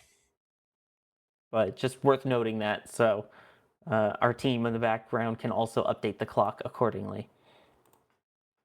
But yeah, I mean, the other issue now, and this kind of still ties back to Blue, is the Amazon Leo constellation is quite far behind. It was supposed to obviously have about 3,000 satellites in orbit by July. We know that's not happening. We know there's the extension, but now what? Because you're going to run out of Atlas flights for it. So that leaves you with Ariane 6. Yep. And Vulcan. As of right now, that's it. That's really kind of alarming. I'm not going to lie. I don't know if I have much more of value or substance to add with that statement, but yeah, that's oof. What do you think, EJ? I mean, obviously they want to get the constellation up as much as they can. They have other companies that want to use the service. I believe it was Delta Airlines that went with Amazon Leo for its internet coverage. They're going to have to use Falcon. They're going to have to. The Amazon Leo constellation obviously is owned by Amazon. Amazon's a publicly traded company. When major shareholders were not happy with the rate of progress for Amazon Leo, they forced Amazon to buy Falcon 9 launches because that was the cheapest solution, and it was the Amazon being fiduciarily, that's, I don't know if that's a word, responsible to their shareholders. Now that New Glenn's down, that's probably going to happen again if I had to guess. Yeah. I mean, they're going to have to pay for it, though. The other thing that they had going for them with New Glenn is that you could launch 48 satellites at a time. You can only launch, about approximately half that, a little less than half of that with Falcon 9 and with Ariane 6. Yeah, I guess, or that would be a detraction, right, dude? Like, yeah, you'd think like, oh, it's only 24, it's not, or I don't know, however, 18, right? But see, there's this one thing that Falcon 9 can fly every other day. Although they haven't right now, they've really scaled down all of their Falcon 9 launch operations, given the fact that they're focusing on Starship more. They got rid of one of the drone ships, and that's being transitioned over to Starship transport now, as opposed to actually being a landing barge. But even if even if they put like 10 Amazon Leo satellites on a Falcon 9 and RTLS the Falcons to get around your drone ship problem, I'm pretty sure that would still be quicker. Like, dude, let's be real. Like, okay, once again, I like New Glenn. I think that rocket's going to fly, and I think Blue will rebuild it, and it'll be awesome, and it'll be great. But even if LC-36 didn't just crater itself, right? New Glenn was only going to fly. I mean, let's do some quick math out. New Glenn was only going to fly, I don't know what, like, let's say 5 more times. Like, I'll be optimistic, like I usually am. Let's say 6 more times throughout the year, right? So we're looking at, let me just do some quick math on the calculator. Don't do math in public. So that's 6 more New Glenn launches, 48, say each one of them has 48. That's 288 satellites. All right. Okay, 288 satellites. Now, if you divide that by 10, say they're doing RTLSs with Falcon, that's 28 Falcon launches. That's nothing. That's nothing for SpaceX. They can do 28 launches in 5 months. That's no problem, and achieve the exact same thing and probably more. Like, I mean, think about it, dude. Wouldn't that be one heck of a timeline where Falcon 9 completes the Amazon Leo? Yeah. The Amazon Leo network, right? If they could do 15 Amazon Leo satellites with Falcon 9 and afford an RTLS, dude, then that number goes down even more. That's 15 launches. SpaceX can handle 15 launches by the end of the year. That's no problem. Oh, yeah. By the way, upper level winds have now been verified acceptable for launch. Holy cow, Cool. that turned fast. Jeez. Yeah, the weather originally was 30% favorable, worth noting, as we now pass under 20 minutes to go until this launch. Which, speaking of timeline, right about now they should be doing their version of engine chill, starting to flow some of that propellant through those engines that they have there. Well, I guess it's engine nozzles. It's a single RD-180 engine that just happens to have the two nozzles on it, which can get confusing, but it is technically one engine. Yes. It is still, despite having two different combustion chambers, there's only one set of turbopumps, which is what qualifies it as a singular engine. Yep. And there it is over at Slick 41, Space Launch Complex 41 at the Cape Canaveral Space Force Station in Florida. We'll see as the countdown progresses. At the approximately 7 minutes to go until launch is when they'll perform the go, no-go poll to proceed into the terminal count. And if so, that terminal count will begin at L-/T- 4 minutes and counting, which will, at that point, the T and L- clocks will be one and the same. They will finish topping off all the propellants, which are in top-off mode currently, get all those tanks pressurized and ready for flight levels, and then, if all goes well, at about 3 seconds or so until launch is when that RD-180 engine will ignite, and then we see liftoff a couple seconds after that. This will take about 52 to 53 seconds to reach max Q, the maximum aerodynamic pressure on the rocket. The payload fairing will jettison at about 3 minutes and 5 seconds into flight. The SRB is jettisoning prior to that at 1 minute 46 seconds into flight. And BECO booster engine cutoff, so on that Common Core booster that you see there for Atlas, that is set to shut down at 4 minutes and 21 seconds, with the Centaur engine set to burn 4.5 minutes or so into flight. And then once it's in space, they have a quite long deployment method where they deploy 3 at a time in 9 of the deployments, and the 10th deployment is 2 satellites. So that is what we are hopefully going to see in just a little bit. Again, I'm legitimately amazed that the weather is favorable. You and I both. Yeah, I mean, this is a good view of the sky there. At least it's the thinner clouds. It's not the big, thick ones that are issues with the cumulus cloud rule. Which the cumulus cloud rule, for those who don't know, is certain types of storm clouds. Those are usually the big, thick, puffy ones, not these thin, wispy ones.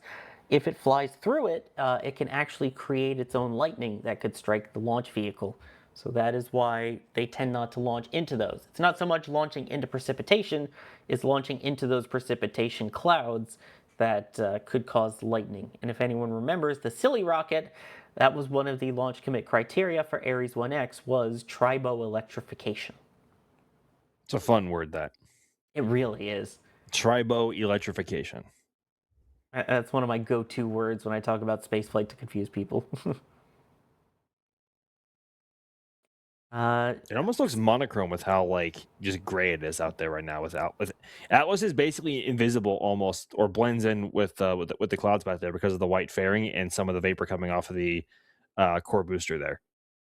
Yeah, and it's also with the way that the transporter is there that kind of makes it hard to see the burnt umber, orangish kind of color of the core stage there.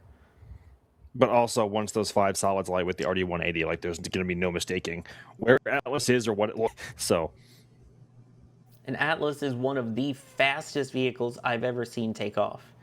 Well, the 551 is, because Atlas can also be simultaneously one of the slowest ones we've ever seen get off the pad. We're talking NG1 levels of slow getting off the pad. If you have a 501 or a 401 Atlas with no solids on board, it does not get off the pad in a hurry. It takes its sweet time. Yeah, but the 551, you will see it jumps out of frame very fast. Yes. And then, and that's just the 5. I still can't wait till we get VC6 Vulcan Centaur with the 6 solids on it. That is going to be because a Vulcan VC4 is already the most powerful vehicle to have ever flown from Space Launch Complex 41. Now, add 2 more solids onto that. I don't want to be anywhere near that rocket at that launch pad. Yeah, I'm with you. I'm good. Again, for the people that were explaining tribal electrification, that's exactly what I was talking about, where it flies through clouds and creates its own lightning, because I saw a question on that. Mechazilla asking, I'm in the Detroit area, and it's clear here. Any chance I can see it? I wouldn't think Detroit. Detroit, what? Sorry. I don't know, what? Sorry, my wife's from Michigan. I feel compelled to say that. Although I will say, given ULA's launch visibility map that they do offer, Detroit is actually within one of the circles here. If you looked low on the horizon and you were like, I mean, if you were at like Lake St. Clair or something, dude, look low on the horizon, you might be able to see it. That would be approximately 390 seconds into flight. Yeah, it would be low on the horizon, probably 7 to 8 minutes, 390 seconds, wherever that is. You'd have to look towards. I'm not going to say look towards Windsor. Basically, if you're on the river, look towards Windsor. It'll be behind the buildings. Yeah, and this is going northeasterly, for those who don't know. So trajectory-wise, that means if you have clear skies, especially given how close it is to sunset, it might be worth going outside and taking a look. We're talking visibility all the way through Georgia, the Carolinas, Virginia, Delaware, New Jersey, Connecticut, Rhode Island, Massachusetts, all the way up towards Canada. So EJ should be around the Boston area about 330 seconds into flight.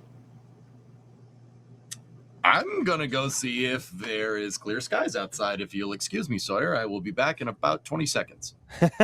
I'm counting. Wonder why. Wonder why I'd be going out to look at that. Yeah, Wyoming coast, not entirely sure about that one. You never know. You might see it from there. For those who don't know, it's a running joke here at NSF. Yeah, Carolinas, South Carolina should see it about 150 seconds into flight. North Carolina, around 210 seconds into flight. How are the skies, EJ, by you?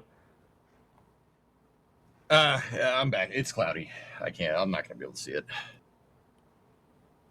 Of course. It's cloudy where I am because I'm also in Florida, but a little further south. Also, I'm kind of hosting this right now. So as much as I'd like to go outside, yeah, a little busy at the moment. Coming up now on under 12 minutes to go until launch. So far, everything is proceeding as planned. The vehicle systems engineer polling should be complete over in Denver. That's their technical team, and they do their own evaluation of rocket data and systems and performance throughout the countdown, and that will then be factored into the big final go, no-go count that they do about 7-ish minutes before launch. And there we go, 11 minutes to go. Still wild to me that this is the next to last Atlas 551 and potentially next to last Atlas in general, given whatever the heck is going on with Starliner. Well, I think I don't want to say it'll be safe to assume, but I think we'll get at least 1 or 2 more Starliner flights depending on how things go with that program. But yeah, I mean, this is the classic Atlas 5 shape, whether it be a 5 like a 500 series or a 400 series. A 500 series has become extremely commonplace, with the last 400 series Atlas flying in middle of 2022. But yeah, that's the iconic Atlas 5 shape that we've become used to, with that big old payload fairing and some solid rocket motors strapped to its side. And after the next, so this is the second to last one. After the next one, we're only going to have the N22 bodyguard style LS5s left. And who knows how many of those will actually All fly personnel at and the end visitors remain of the in day. present position until launch. Maintain operational silence in the LCC. Good call outs there from Mission Control. If a condition exceeds a launch constraint anytime after the terminal count status check, the observer shall announce hold, hold, hold on channel 1, identify their station, and briefly state the reason for the hold. Flight control, perform launch on time verification. Roger. OSM, place SRB ignition SNA switch in the enable position. Enabled. Box 2, verify CSA purge flowing GN2 to the CISA. Verified. OSM, verify the FCO, ROC, and OSM hold fire switches are in the proceed position. Confirmed. RLM, verify red line monitor and vent table are in the correct configuration for terminal count. Verified. RC, verify solar radiation acceptable for launch. Verified.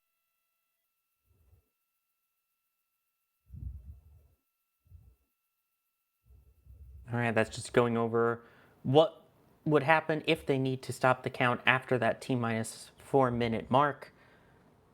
We are used to hearing those kind of things. Hopefully we don't hear those 3 words. We did see there just a moment ago in the corner of the screen, it did say weather 55% favorable as of now, although the last update that we received from ULA is that the weather was indeed go. And of course, we will hear all of that for certain in the next minute and a half or so. That is when we will get the final go, no-go poll countdown for all of the different teams in the ASOC over there, the Advanced Spacecraft Operations Center, which is where ULA bases all of their countdowns out of. It's on the Cape Canaveral Space Force Station side, kind of near the pad.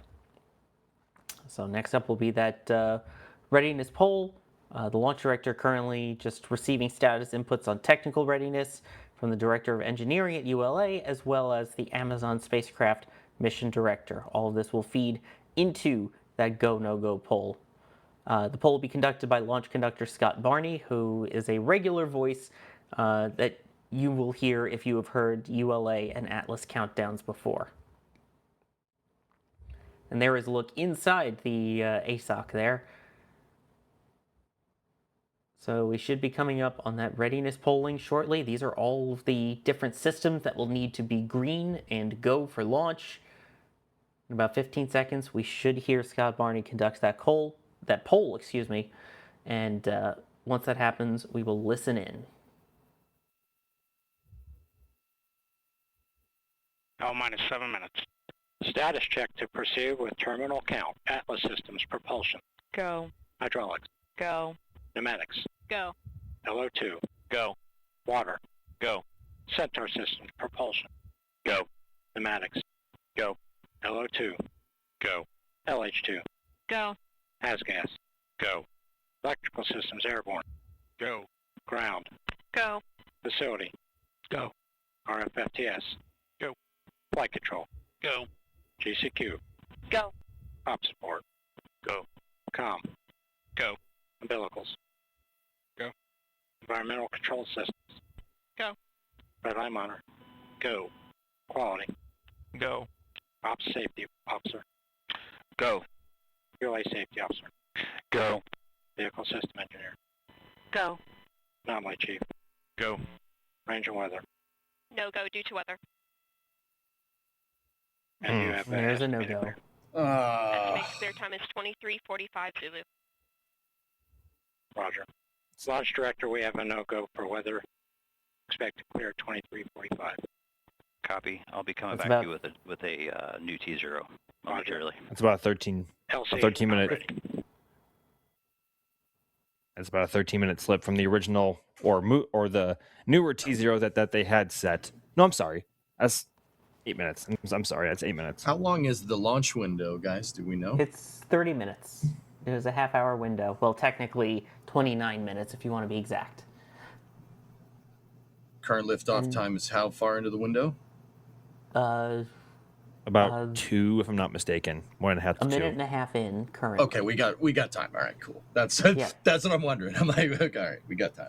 And it's worth noting that per the ULA launch blog, weather conditions were no-go due to anvil clouds moving too close to the pad. Mm-hmm. Anvil clouds are, for the most part, thunderstorms, guys. They're clouds that are shaped like anvils. They look like kind of like an hourglass. Yeah, we don't want that. We don't want lightning hitting the rocket. No go for launch due to weather constraints. Yep, and again, those are the ones that if it flies through it, it runs the risk of creating lightning, and lightning can damage the electronics on Atlas V and on essentially any rocket that flies through it. So that is why there is that anvil cloud rule in effect, and that's also the concern that we were talking about earlier when we talked about tribo electrification. That's flying through a cloud that creates lightning that strikes the vehicle. That's exactly the concern right now. They did say they expect it to clear in about 15 minutes from now, because it's just within a distance of how far away those clouds can be from the launch pad. I mean, Max, we've seen clouds pop in, and depending on how fast the wind is, they're either kind of hang there or they blow through very fast. Yeah, but the thing with anvil clouds is they can extend very, very high into the sky, and we know how fast upper level winds can or cannot change or calm down. Spoiler alert, they don't. It takes a lot longer for upper level winds to change or adjust at all. But anvil clouds are worrying. Obviously, it is better to be on the ground wishing you were in the sky than on the sky in the sky wishing you're on the ground. Yeah, anvil clouds are certainly no joke to try and combat, especially even with a vehicle as mighty and robust as Atlas V is. Better safe than sorry. There's a look at, I believe those are the solids there. So you have the three. So the way the 551 solids are mounted on the booster, you have 3 on one side and 2 on the other. And gosh darn it, ULA, thank you for taking away that view.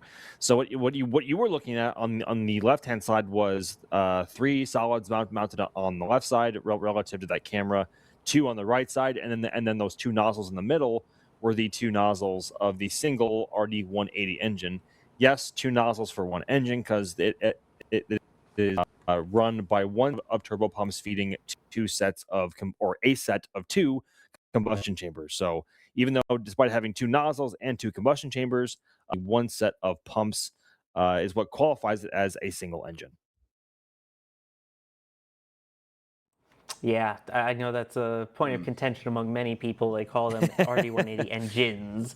It is right. An engine. So Yes. explain an LR-87 then, Max. I'd rather not in front of you. LR-87 has 2 power packs. It's called 1 motor. What's that about? I don't know. I know next to nothing about the LR-87. I'm going to be completely honest. I don't. Do you even know what rocket that belongs to? Titan of sorts, I think, right? Hey, yeah, all right, nice. Very nice. See, Yeah, I heard LR, and I'm like, okay, that's probably a Titan 1 or Titan 2, right? But I don't. I love Titan. I do. I mean, Titan 3 and Titan 4 are my favorite rockets, but I know embarrassingly little about them. And also worth noting, again, that's part of why that RD-180 is part of the reason why ULA escalated how fast they moved away from Atlas onto Vulcan, because the RD-180 is a Russian-designed engine that was being made in Ukraine. And if you know anything about world politics, Russia and Ukraine are not happy right now, and the US is not happy with Russia. So the whole point was to go away from these Russian-derived engines and go to American-built engines. So they used the remaining stock of the RD-180s that they had for these last Atlases and switched to the American-made BE-4 made by Blue Origin. So yeah, that was part of the reason why they switched so quickly over to Vulcan and away from the RD-180s and instead to the BE-4s. But man, I still, the RD-180s, if you've never heard them, hopefully you can hear it with the sound on this one. There is a deep, visceral roar at ignition. It's hard to explain. I've not heard any other American engine do that noise, but it really just makes a roar at liftoff. It reminds me of the way Titan II used to light its first stage engines with those ignition canisters that fire up, and it like it screeches until the engines ignite. Atlas V isn't quite the same, although it uses TTAB or triethyl aluminum or triethyl borine to ignite both of its combustion chambers, and it makes this ridiculously like bass. It's a very bassy. I was going to try and make the sound, but I'm not going to on air. It's this incredible like two-stage, just aggressive like thumping, pounding sound before the engine ignites, and then come the solids. It's really unique, and especially if the wind is blowing in the right direction, which actually based off of the venting coming from the core booster right now, our microphone should pick it up if they are sensitive enough. It's kind of like woof, almost. It's like whum bum. It's like that basically. Make that noise again. Please coordinate I'm good. a new T0 of 235300. That's 2353 Zulu. Roger, 2353-000. ALC, please set the clock, 2353-000. Roger. RC, ALC. So, Go for RC. Please coordinate with the range, new T0, 2353-000. Roger. It's about 17 minutes out. Yep, 7:53 Eastern. Worth noting that after that point, if they need to push into it beyond 7:53, they have about 9.5 minutes left in the window after that. Set with new T0 of 23:53 Zulu. Roger. And of course, this is all going to come down to, has the anvil cloud moved away quick enough? And is the launch weather going to be acceptable? It's Brian Belson is the person who we can either celebrate or blame, depending on how it goes. He is the launch weather officer for this particular flight. He's just reporting on what the clouds are doing. Well, to quote the official ULA live update blog, quote, "The weather is always the wild card in any rocket launch attempt at Cape Canaveral with the fickle Florida weather conditions," close quote. Unless you're New Glenn with BE4s. Sorry, anyway. Too soon, I know. Wow. I know, too soon, too soon, too soon. Hasn't even been 24 hours yet, and he's already... Stop, he's already dead. No. Oh, man. But yeah, we'll have to see. So yeah, the launch director, as we mentioned, 7:53 Eastern, 23:53 UTC. So about 15 minutes to go. And we don't know yet if that weather will indeed clear. This is just the next time that they are going to target. And based off of what we heard in that initial go, no, go poll, it sounded like it was about 15 minutes that they would be able to potentially find a gap to try and send this through. Now, Sawyer, if they, so they're, we're about 15 minutes out, and that leaves about a 9-minute buffer in the window, give or take, if I'm looking at this right. Correct. They will, so this is the final attempt for the day. If it doesn't go here, they won't have time to recycle before the window closes, correct? Oh, no, they will. They will. I would think so. They do the readiness poll at T-minus 7 minutes. So they could technically push it till 7 minutes before when they would do the poll. I would like to see that. Yeah, I mean, it's ULA. So yeah. We'll see. They tend to err on the side of caution. Whereas we've seen SpaceX launch Falcon 9 from Florida in the rain. Can they launch in the rain? Can they static fire in the rain? Yeah, I'm not even making that joke with Atlas. No. Yeah, Atlas has a perfect flight record with ULA. Don't yeah, probably. jinx it. Yeah, probably. No, folks, no. This is Slick 41, not 36. That's LC-36. Thank you. No, sorry, it's Space Launch Complex 36. No, I'm sorry. Never mind. Disregard. That was wrong. I thought it is LC-36 and Slick 41. 53:000 has been coordinated and approved on the range. Roger. All right, team, we have an approved T0. L count is about to hit L minus 13 minutes. We'll re-perform the status check at L minus 7 minutes. Let's go. I had 41 There on we mine. go. That's why I said Space Launch Complex. Forgive me. Yep, and that's Oopsie. launch conductor Scott Barney that we're hearing making all these coordinations. Yeah, 13 minutes to go now. Again.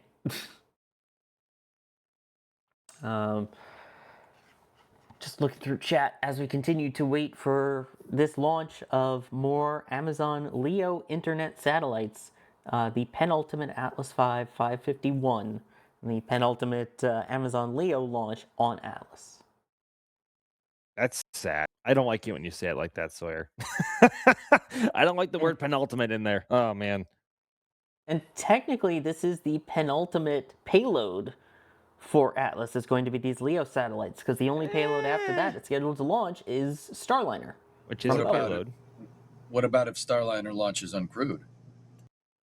Ooh, it's going to have cargo. May have cargo on it.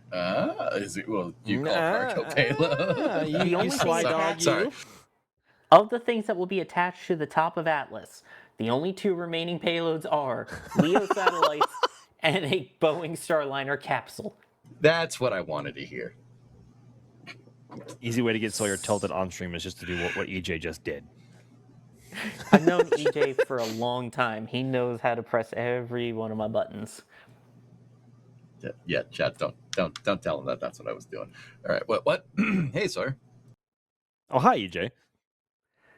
Anyway, for those wondering when we talk about the Atlas 551 again, if you're kind of just joining in as we approach 11 minutes and 11 seconds to go till this new T0.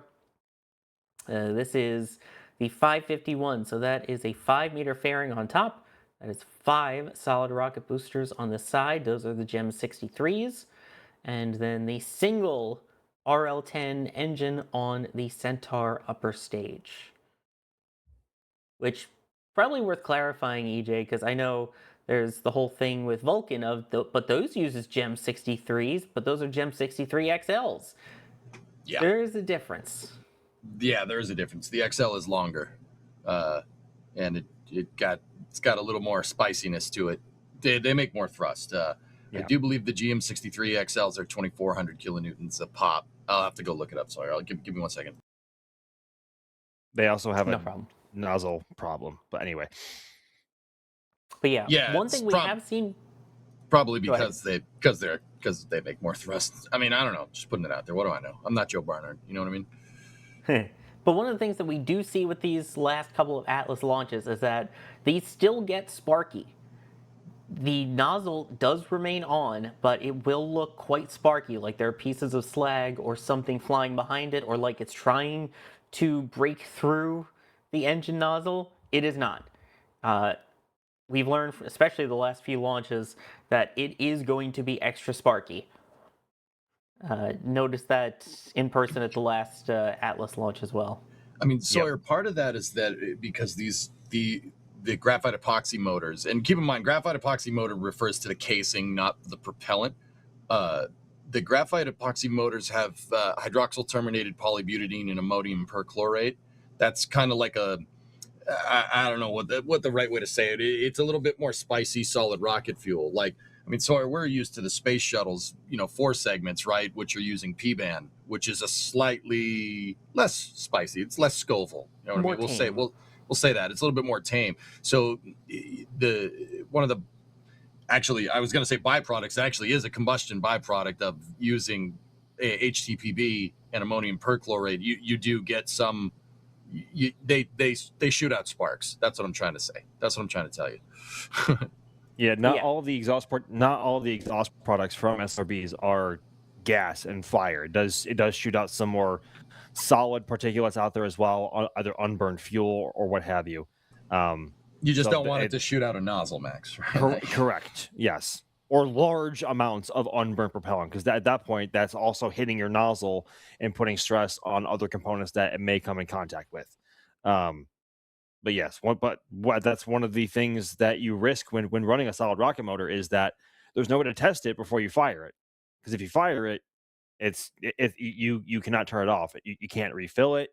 At least in terms of the Gem 63 XL, once they're lit, you can't turn them off until they're burned out and they're not reusable. So the only way to know how they really perform is in flight. But thankfully, they've had really good results with the Gem 63s on the Atlas 5, because of course is what's used on Vulcan. Exactly. And we're now about 45 seconds away from them reconducting that go no go poll to see if they are ready to enter the terminal count. The terminal count happens at T-minus 4 minutes and counting. We'll see if we get to that point. The last update that we saw was that they are continuing to wait on whether to go green. In other words, be acceptable. The concern they had was a cumulus cloud that was coming into the area too close to the launch pad, which again, if the rocket flies through it, could cause issues with lightning. So in the next couple seconds here, we should once again be hearing them conduct the go, no go poll. And let's hope we get a go this time. Let's listen in to ULA. 7 minutes. Status check to proceed with terminal count. Atlas systems, propulsion. Go. Hydraulics. Go. Pneumatics. Go. LO2. Go. Water. Go. Centaur systems, propulsion. Go. Pneumatic. Go. LO2. Go. LO2. LH. Go. ASCAP. Go. Electrical systems, airborne. Go. Ground. Go. Facility. Go. RFFTS. Go. Flight control. Go. GCQ. Go. Op support. Go. Com. Go. Umbilicals. Umbilicals. Go. Environmental control system. Go. Red line monitor. Go. Quality. Go. Op safety manager. Go. ULA safety officer. Go. Vehicle system engineer. Go. Anomaly chief. Go. Range and weather. Go. Launch director. Yes. You have permission to launch. Proceeding with the count. ALC verified T0 is set for 23:53. Polling is complete and the team is go for launch. From now until There we liftoff, go. ULA's launch conductor will lead the team through the final steps in today's countdown. And that's what we wanted to hear. We have the go for weather this time. ULA kind of leaked it early on their live launch blog before we heard the actual count. That they're continuing to target 7:53 p.m. Eastern Time and 0 seconds. So about 5 minutes or so from now. Once we get below the 4-minute mark, that is when the terminal count will begin. At that point, if there is anything that comes up that is a question mark or that is an issue, that is when they would have to call off the launch. Of course, we hope that we don't get to that point and that all continues to proceed once we get into that terminal count part. I mean, this EJ is the exciting part here. And the real big milestones start happening under that 4-minute mark. Yep. 4.5 minutes to go. Yep. Go ahead. Sorry. No, I was waiting for you to jump in, but yeah, there we go. Should be coming up on that terminal count. That is also when the L- clock and the T- clock will synchronize. So the L- is continually counting down till the time of launch. The T- had built-in holds, and we should be clearing that built-in hold in just a couple of seconds here. 1. Mark. 4 minutes and counting. There we go. L and T- 4 minutes and counting. So we are now in the terminal part of the count. A lot of the things that will happen from this point on are automated and controlled by systems over at Slick 41, as well as aboard the rocket itself, as well as the Amazon LEO satellites on board as well. So at this point, 3.5 minutes to go. A reminder, this is carrying some of the Amazon LEO internet satellites into orbit today. This is the 7th Amazon Kuiper /LEO, depending on how you call it, launch on Atlas 5. with one more remaining. Should be getting out of top-off mode, which they've kind of just been replenishing all of the tanks at this point as they waited for that go. That should stop shortly, and they will also start getting all of the onboard systems ready.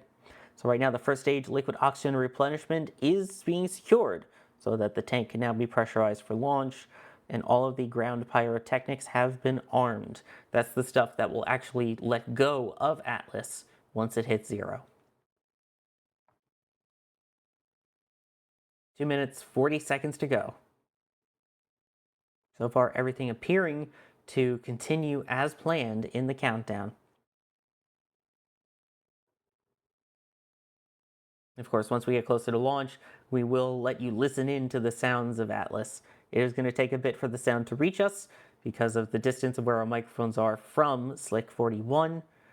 And as we talked about earlier, keep an ear out for that super deep, roaring, growling sound from that RD-180 engine right as it ignites. It is a very cool and very distinctive sound to listen to. 2 minutes to go. The start command has now been issued for the launch sequencer. That's what does all the independent verifications of systems for the rest of the countdown, deals with all the detachment of umbilicals from the vehicle and all of that. The first stage RP1 and the liquid oxygen tanks have also gone to their flight levels, so no longer topping off. They are pressurized to flight levels. The liquid oxygen and liquid hydrogen topping on Centaur should also be secured momentarily, and those tanks would be hopefully confirmed stable at their flight pressures. 80 seconds to go. So far, everything proceeding smoothly as we approach 80 seconds to go. The ordnance controller and the vehicle safety system have been armed. The flight software on Atlas V is now active. 1 minute. 1 minute to go. They should be popping in for a status check here in a second, Sawyer. The firing chain should also be armed, by the way. So SRB is ready for ignition. Eastern range at the Cape is indeed go for launch. The final status check will happen at about 25 seconds.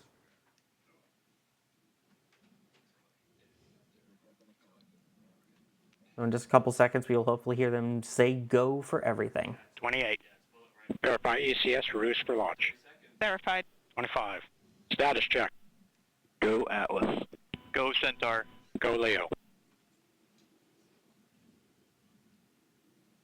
15 seconds. At about 3 T-minus seconds 10, is when that RD-180 9, will ignite. 8, 7, 6. Sound suppressors should turn on now. 4, 3, 2. We have ignition. 1. And liftoff of the United Launch Alliance Atlas V rocket, carrying another 29 satellites for Amazon Leo. These spacecraft will deliver fast, reliable internet to customers around the world. 60 miles per hour. Booster to closed loop control. RD-180 throttling down per flight program. Vehicle parameters look nominal. Pitch over maneuver complete. Roll program complete. Mach 1. Atlas 5 is now supersonic.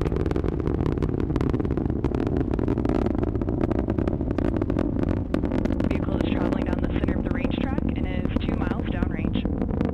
You are hearing the voice of ULA Sarah Kelly providing launch vehicle ascent data.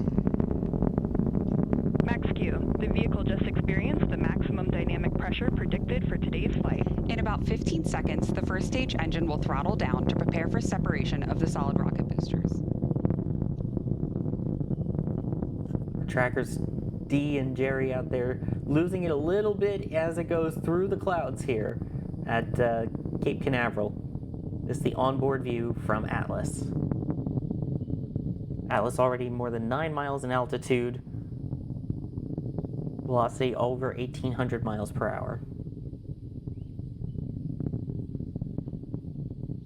90 seconds into flight. Should have SRB burnout. And then jettison will occur once the aerodynamic conditions are ready a few seconds later.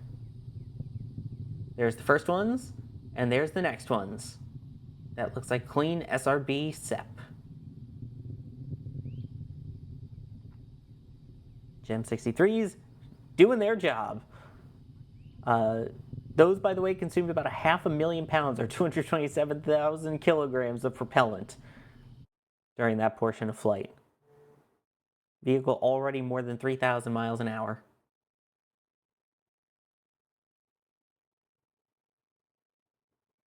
Atlas is switching to closed loop guidance. As it continues to point towards its precise trajectory, the onboard computer is doing all of that calculating and navigating. Atlas 50 miles in altitude, 65 miles downrange, traveling more than 5,000 miles per hour. They're actively receiving data from Cape Canaveral and South Florida. Turns out, EJ, that one of their sites as they go further northeast is located in New England as a tracking antenna. Oh yeah? Where's that at? According to ULA, in New England, quote unquote. Yeah, okay.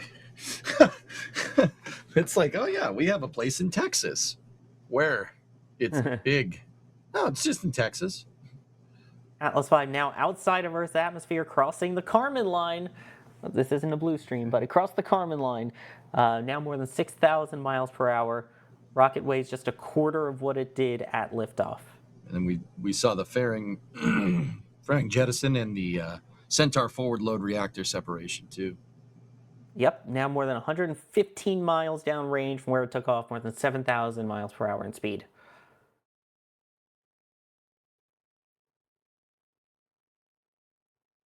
This is looking good so far. And it is planned that the main booster there should continue until about 4 minutes and 22 seconds into flight. That is when we should see BECO, followed by booster Centaur separation, and then MES1, Centaur main engine start 1. All continuing to burn well. Atlas now throttling to maintain constant acceleration as it nears the conclusion of that first stage. Boost phase shutdown complete. Standing by for BECO. BECO, RD-180 burn has concluded. Booster separation confirmed. Oh. Centaur fuel and liquid oxygen pre-start. Pre-start on the Centaur here. There it is. RL-10 ignition and ramp to full thrust. Something came off. Performance is nominal. This is Atlas, Michigan. That's what we want to hear. Everything is nominal. This is a nearly 14-minute long burn to get the Amazon LEO satellites into their planned deployment orbit here. And unlike Falcon 9, there's not a camera that's going to be tracking the booster on the way down. It is not reused. In fact, no portion of this vehicle is reused. Also, it is now within the communications range of the new Boston Space Force Station. Oh, I know what they're using. On Cape Cod, there is Otis Air Force Base. So there is a Space Force contingent there. They operate a, I believe it's called a pave pause antenna. So it's an antenna that was designed for nuclear missile detection, but now the Space Force uses it for situational awareness and debris management. They're probably doing it out of there. And launch tracking too. Yep. That's it's not far from me, dude.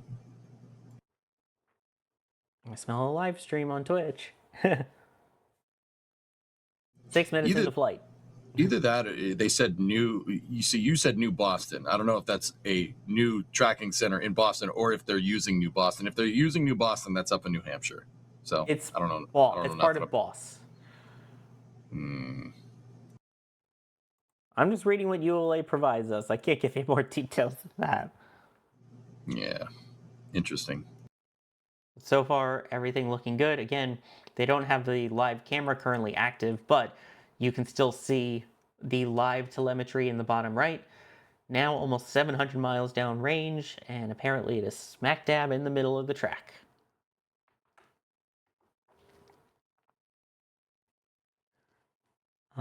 Now more than 200 miles in altitude at this point. Should be visible right now in New York City if you have clear skies over there. And this RL-10C continuing to operate as expected. The final orbit for this is expected to be an approximately 280 mile or 450 kilometers near circular orbit, inclined 51.9 degrees. 7 minutes, 20 seconds into flight. You can see there the apogee and perigee. Perigee still in the negative. Perigee is the lowest point. Apogee is the highest point in its current trajectory. Once that perigee is in the positives, that means it is much closer to actually getting into orbit. Look at first stage performance numbers shows a good burn by the Atlas. Now 250 miles in altitude, passing east of Cape Cod and Boston. I'm just saying that Cape Cod would be closer. RCS duty right? cycling as expected. So we want to hear everything as expected 8 minutes into flight. Yeah, I did a little bit of digging here. Yeah, it's New Boston. That's New Boston, New Hampshire. Traveling at 12,440 miles Great name. per hour. 12,400 miles per hour. I'm sorry, I don't have the kilometers per hour translations for it. But this burn is expected to continue until about 18 minutes and 20 seconds into flight. Data quality continues to be nominal. Now passing Halifax, Nova Scotia in Canada. Telemetry indicating good performance still so far.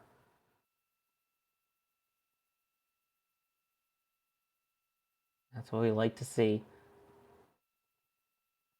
And again, we may not have the live views, but this is indeed using live telemetry data beamed back from the second stage of Atlas, in this case, the Centaur upper stage. RCS line temperatures have converged to bottle temperatures as expected. So Sawyer, ULA actually shows us some. This is obviously telemetry-driven animation, but we do have some telemetry numbers in the bottom right corner. If you guys look, we have apogee and perigee. Apogee and perigee are two metrics for discerning an orbit in orbital mechanics. It refers to the highest and lowest points in your orbit. And if you look right now, the perigee is very, very, very negative. It's minus 3,700 kilometers and change, which means that Centaur with its satellites right now is still suborbital. Down the center of the range track and is 1,430 miles downrange. When that perigee number goes positive, that's when we will reach orbit here. Below that, you have inclination. It says 51.692 and increasing, meaning that the stage is actually flying a little. It's changing its inclination, so it's Centaur's working a little bit out of plane here, changing that inclination during ascent. The inclination is the angle of the spacecraft's orbital plane relative to Earth's equator. So we're in a tilted orbit here because we flew up the East Coast. The system continues to drive toward an optimal mixture ratio. And because we went up the East Coast, we went northeast out of the Cape. If you drew a track of the Centaur's orbit over, like on a 2D map, the point at which it crossed the equator would make a 51.7 and increasing degree angle. So it's the tilt of the orbital plane relative to the celestial body's equator here. So ULA actually does give us that information, which is very cool to see. That's amazing. Yeah, I love being able to see the live data and get these updates, which is the latest one. Now traveling more than 13,000 miles per hour above the North Atlantic. Less than 8 minutes remain in this burn. I'm seeing people in chat say that they were able to see it in Virginia. If anyone else did see it, over 13,500 miles per hour and is 370 miles from Earth. If anyone did see it, definitely let us know in chat. And if you caught any pictures or videos of it, tag us on the NSF socials. We're on Facebook, X, Instagram, Threads, TikTok, Blue Sky. I want to see it. I love seeing people catch it, especially from so far away as, the northeastern seaboard here. T plus 11, almost 12 minutes now. More than 300 miles in altitude, continuing to operate as expected, the RL-10 upper stage engine. After MECO 1, there will be a 3-minute coast period before starting today's spacecraft separation sequence. We are carrying 29 satellites that will join Amazon's LEO constellation. There will be 10 deploy events, 3 events per tier, 3 satellites each, and a final 2 satellite separation from the cake topper. Each deployment event is spaced 1 to 3 minutes apart. Each separation will be initiated with an arm command, followed by a deploy command from the ULA flight computer. After the deployments occur, there will be a roll maneuver if required to the next SV separation attitude, and a settling event to maximize the relative distance between spacecraft. After which, Amazon will maneuver their assets to their operational orbits. Now, we got to put money on, will the person that called out the deployment accidentally call one of them Kuiper again, as they did on LEO-06? All vehicle parameters continue to be nominal.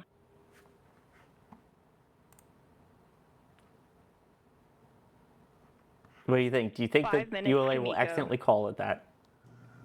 I sure hope not. Yeah, I don't think so.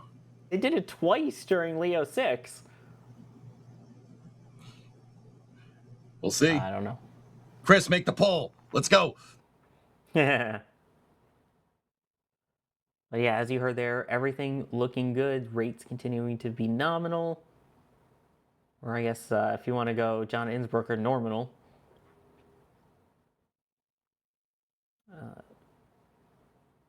13 minutes, 45 seconds Engine operating into flight. parameters continue to look good. Under 5 minutes to go now.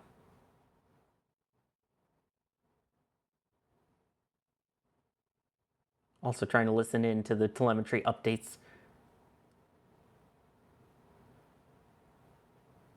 Also, I love that, for those who didn't hear, the deployment mechanism is called the cake topper, because you can see the different batch of satellites all kind of lined up on top of each other, and then the 2 satellites at the top Vehicle that is look like a 2,600 cake miles topper. downrange, traveling over 14,900 miles per hour.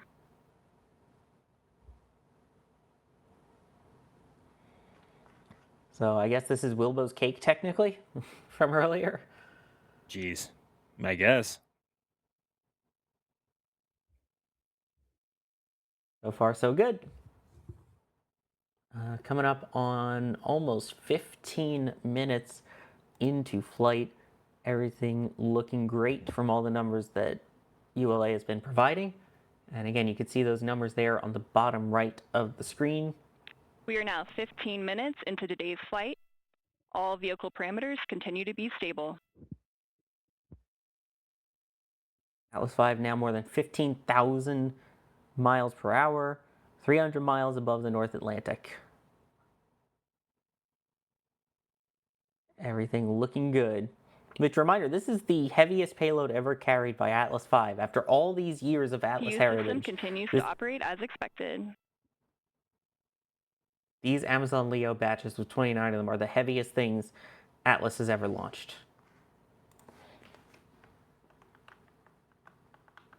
Dee, I think we have you back as well. How was that one tonight? You know, that was a pretty good one right off the pad. We didn't have it for too long, but even with that very, very heavy payload, Atlas Vehicle just is leaps off. 3,100 miles downrange, traveling over 15,800 miles per hour.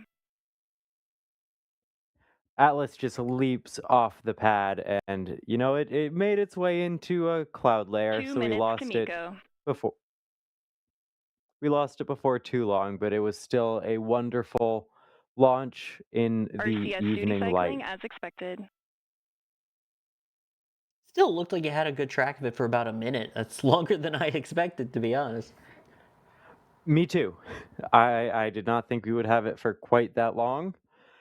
But even once it first went into the cloud, it was somewhat visible through it for a bit, and then it started to sort of fade away into the mist. Yeah, it helps having those 5 SRBs that are super bright. Absolutely. Should be about 90 seconds or so left in powered flight.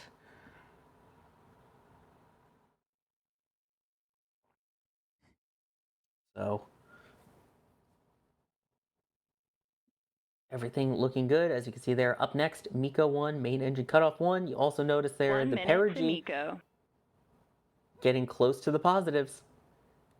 And when all is done, it should be a near circular orbit. Not exactly, but near circular. Vehicle is Inclined 3,600 51.9 miles degrees. downrange, traveling over 16,600 miles per hour. So keep an eye on that perigee in the bottom right corner. Once it goes positive, we'll have an orbital trajectory. All vehicle operating parameters continue to be nominal. 30 seconds to MECO.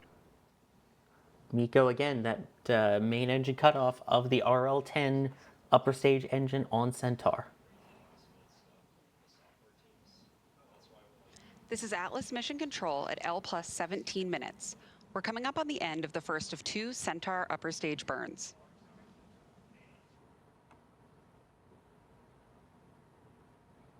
That second burn, by the way, is once it does its deploy, it's to get it out of the way. Open loop control.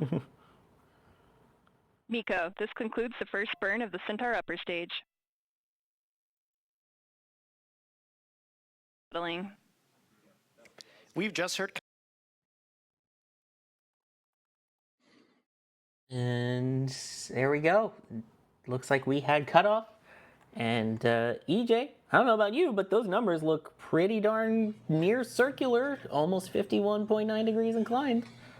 So we have 442.71 by 440, 531, 51.85 degrees inclination. Yeah, and you can see that Centaur boost motors to keep the propellants settled. And those little jets on the side there, that's actually pushing the apogee up. They're using that to keep the props settled.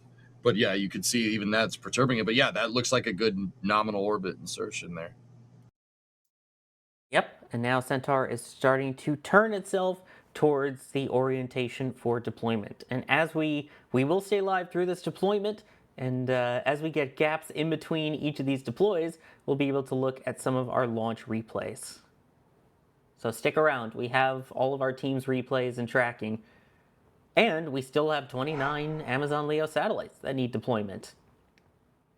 This is from Fleet Cam. So this is over at Port Canaveral, over at Rusty's. Great place to grab a bite to eat too. And that plume that happens from the SRBs, it is not a clean looking burn, but it very much makes it obvious to see in the sky.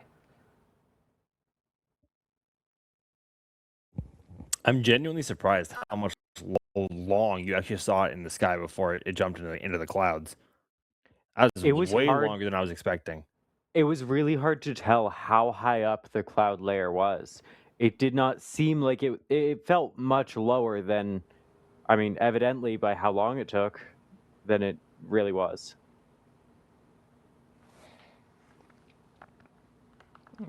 And this is the view from one of our robotic cameras at the Launch Complex 39 press site here. Should be about 30 seconds away from the first deployment, by the way, of those first 3 Amazon LEO satellites. You can just see Jerry in the bottom left of this view in front of the countdown clock. Hi, Jerry. Oh, he just stared at me through the glass door here. Nice. All right, here comes deployment number 1. There we go. First 3 satellites deployed.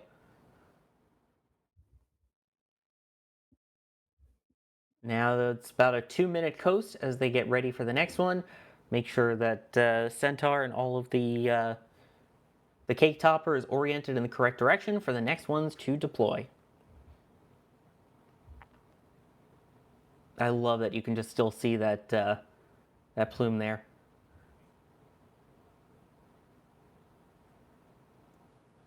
Talk about how fast Atlas goes.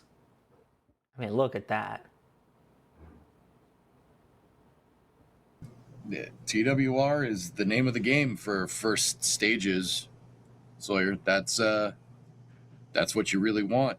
You need higher thrust to weight ratio. Actually, would get you better efficiency here, and combine that with the low thrust, high specific impulse of a Centaur 3. You really got a winning combination here.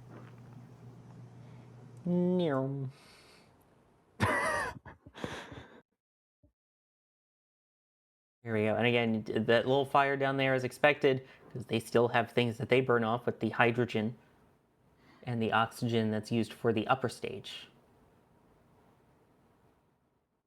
Oof. Love that speed.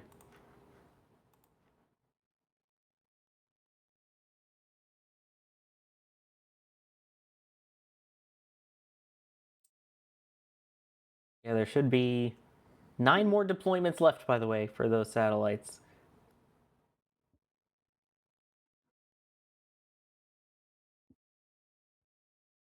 So a lot of people are asking, if you're going faster with your first stage, yeah, you encounter less of a gravity loss. Basically, guys, if you want to just do a little high-level overview here, the first stage is really designed to get you up there. The second stage is designed to go fast. First stage, the quicker it can get you up into space, so the second stage can do its... And here comes the next Deploy deployment. command sent. There we go. Confirmation of 3 more LEO satellites successfully separated. Next event is in just over 2 minutes. Okay, so I got 2 minutes, Sawyer. So that first stage is really designed to get you up there and RCS going. on for settling. Yep, see, there we go. Tank settling. Begin roll maneuver in preparation of next separation event. That's pretty self-explanatory. So now it's not without a trade-off, right? You can't just go as fast as humanly possible with your first stage because, well, there's an atmosphere in the way. So it's always a trade-off. You have to find the balance between your first stage getting you up there as quickly as possible, but also not getting to the point where the dynamic pressure build up on the vehicle battery voltage remains stable. is causing so much drag that you're basically pushing against a brick wall.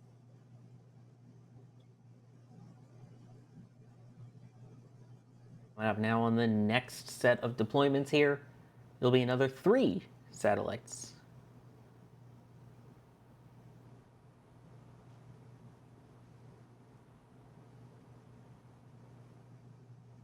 All of the deployments are 3 except for the final one, and that final one is the 2 at the top. Still coasting just over 17,000 miles per hour.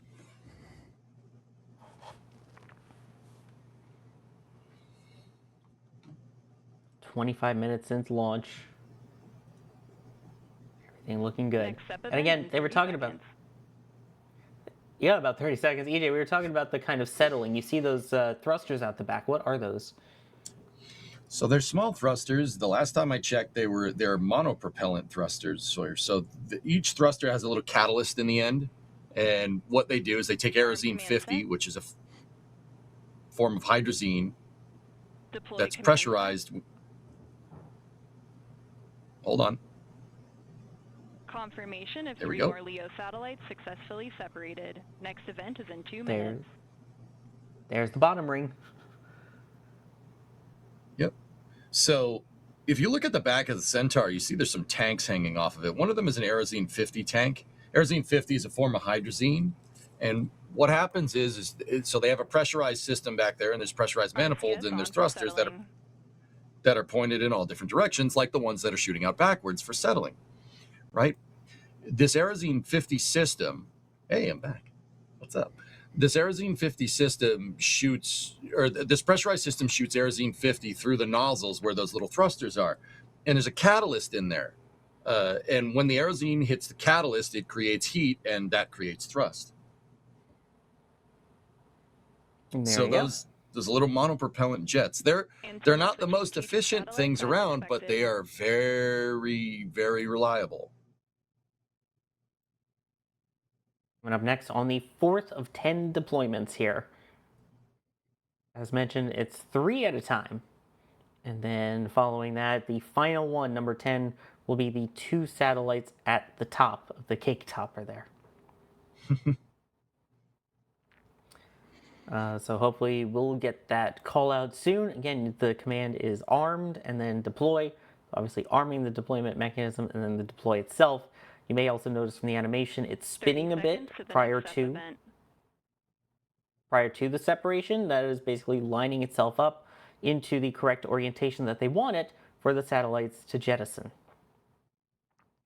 And I guess it's also worth noting that this is very different from how Starlinks do it, whereas I think it's still, they have a tension rod. Here comes the next one shortly.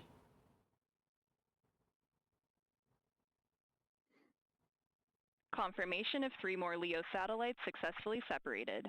Next event is in just under 2 minutes. Beautiful. Whereas these are the individual deployments. Begin roll maneuver in preparation of next separation event. There's that roll like we were talking about. It's basically a tension rod that kind of lets them go, right? I don't know which of you wants to take that. Yeah, go ahead, EJ. So, Sawyer, the Starlink satellites are kind of stacked on top of Falcon 9 second stage like a deck of cards, and the 2 tensioning rods just kind of hold them in place. And then they let the tension rod go, and it's just basically like throwing a deck of cards. This does not use something like that. We have payload attachment rings. So you see the gray rings that are attached to the top of Centaur over there. I'm pointing at it, but the camera's too small. Whatever. I'm used to being on my stream. Those gray rings that are over there are holding rows of satellites. So you have 3 rows, and then you have the 2 satellites at the top that, as you said, Blue calls it, or Amazon calls it the cake topper, right? Miles downrange. This is a little bit of a different design. This has individual separators on it, and they deploy them in sequence, whereas all the Starlink satellites are deployed all at once. They just let them go like a deck of cards. In fact, that's one of the things that, I know that people are going to say, well, aren't they going to hit each other? Yes. That was intended with Starlink satellites. Starlink satellites are designed to come into contact with other Starlink satellites, at least initially from the deployment, and not have it be that big of a deal. If it quite actually any other satellite touches another satellite during deployment, like when you're doing it this way, this is a more conventional way of doing it, yeah, you're going to have an issue. But Starlinks are designed to do that. They're designed to hit each other. And they do sometimes. And these don't, because there's the next deployment. There you go. 3 more LEO satellites See? successfully separated. Just trying to time it, dude. Next event is in just under 2 minutes. I should go back into prop settling here. Go ahead. No, as you heard, just under 2 minutes till the next one. And there's the settling. Begin roll maneuver in preparation of next separation event. Almost like they have this down to a science or something, Done this a couple times, huh? Yep. So far, everything looking good. Coming up now on about 30 minutes since launch. Boy, that 30 minutes flew really fast. And so does Atlas. Now traveling over 17,500 miles an hour. I knew you were going to do it, man. I knew it. It wasn't a plan until the words came out of my mouth. And I'm like, you know what? Remain stable. There we go. Fuel tank pressures still stable. Just a few more of these deploys left. We are now more than halfway there. And I'd like to add, while we were talking about Starlink, even the newer versions of Starlink, so the Starlink V3 that we might even see with Starship in the future, those ones, I don't know if you guys have watched our coverage of Flight 12. Those things bonked around inside of the payload. Some of them hit the on previous Starlink Starship Starlink missions, like on these test flights when they deploy the dumb links, they've like bonked the side of Starship. Not a big deal, even though they're duds. The real ones also will not be a big deal. Although it seems like in the V3 deploy, it was a lot smoother this time. We didn't really see any of the... Here's the next deployment. Deploy command sent.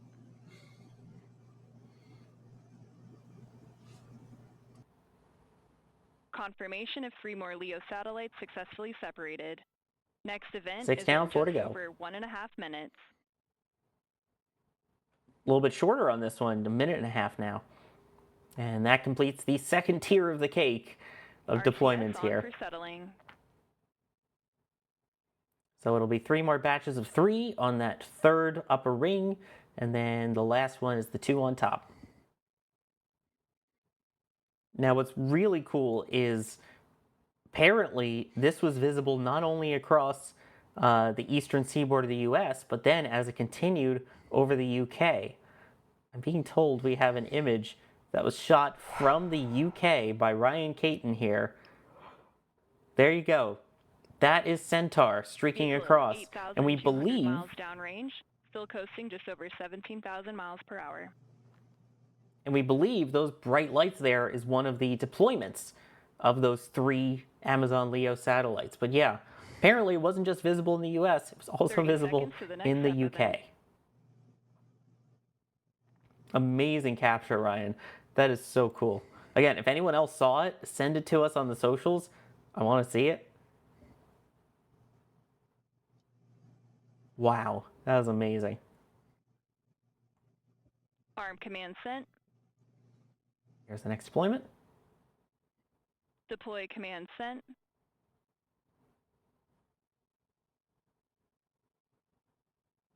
Confirmation of 3 more LEO satellites successfully separated. Next event is in 90 seconds. She's been a lot better this time about making sure that they all say Leo, not Kuiper. So far, so good. RCS on for settling. And this will sound familiar. Begin roll maneuver in preparation of next separation event. There we go. And now about a minute or so to go till the next batch of 3. This is when things really start to speed up a bit, as it gets towards the end of the deployment mechanisms here and the deployment sequence that they use. And a reminder, these Amazon LEO satellites do have thrusters on them, and they will place themselves into their final orbit. This is their initial parking orbit, so to speak, where they'll turn them on, do all the checkouts, test all the thrusters, and then actually send them into their operational 30 orbits. seconds to the next event.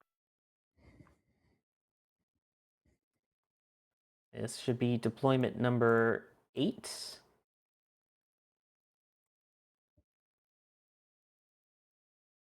"29 satellites, 10 deployments." Arm command sent. And Deploy command sent. there we go. Confirmation of 3 more LEO satellites successfully separated. Next event is in just under 90 seconds. Under 90 seconds to go. I believe that is 5 remaining, so 24 deployed, 5 remaining. So far, everything looking good. RCS Just got to get those last 2 deployments. Begin roll maneuver in preparation of next separation event. And about under 60 seconds till that next one. It's amazing just how far downrange this has traveled in that time.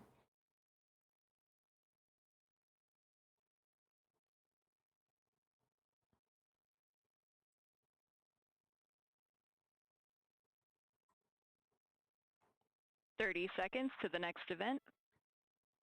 Need some of our GeoGuessr fans in chat to help us with that.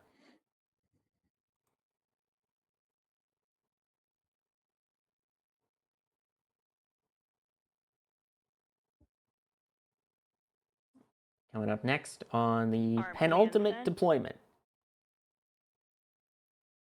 Deploy command sent. There we go. Confirmation of 3 more LEO satellites successfully separated. Next event is in just over 90 seconds. And this is the final deployment event. After that, we should see this cake topper, which only has 2 instead of 3 satellites on it, deploy. And then that will complete the deployment phase of the mission. Following that, there is still another burn.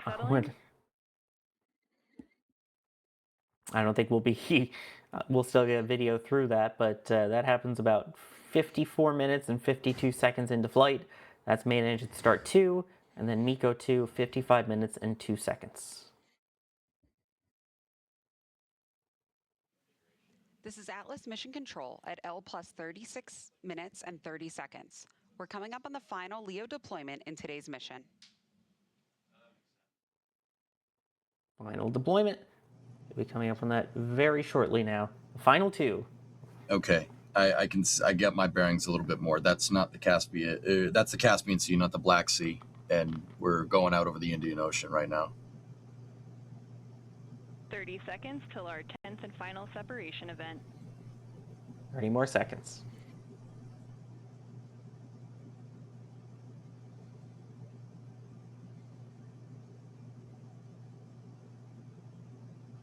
Standing by for that final deployment. Arm command sent. Deploy command sent. Confirmation of the final 2 LEO satellites successfully separated.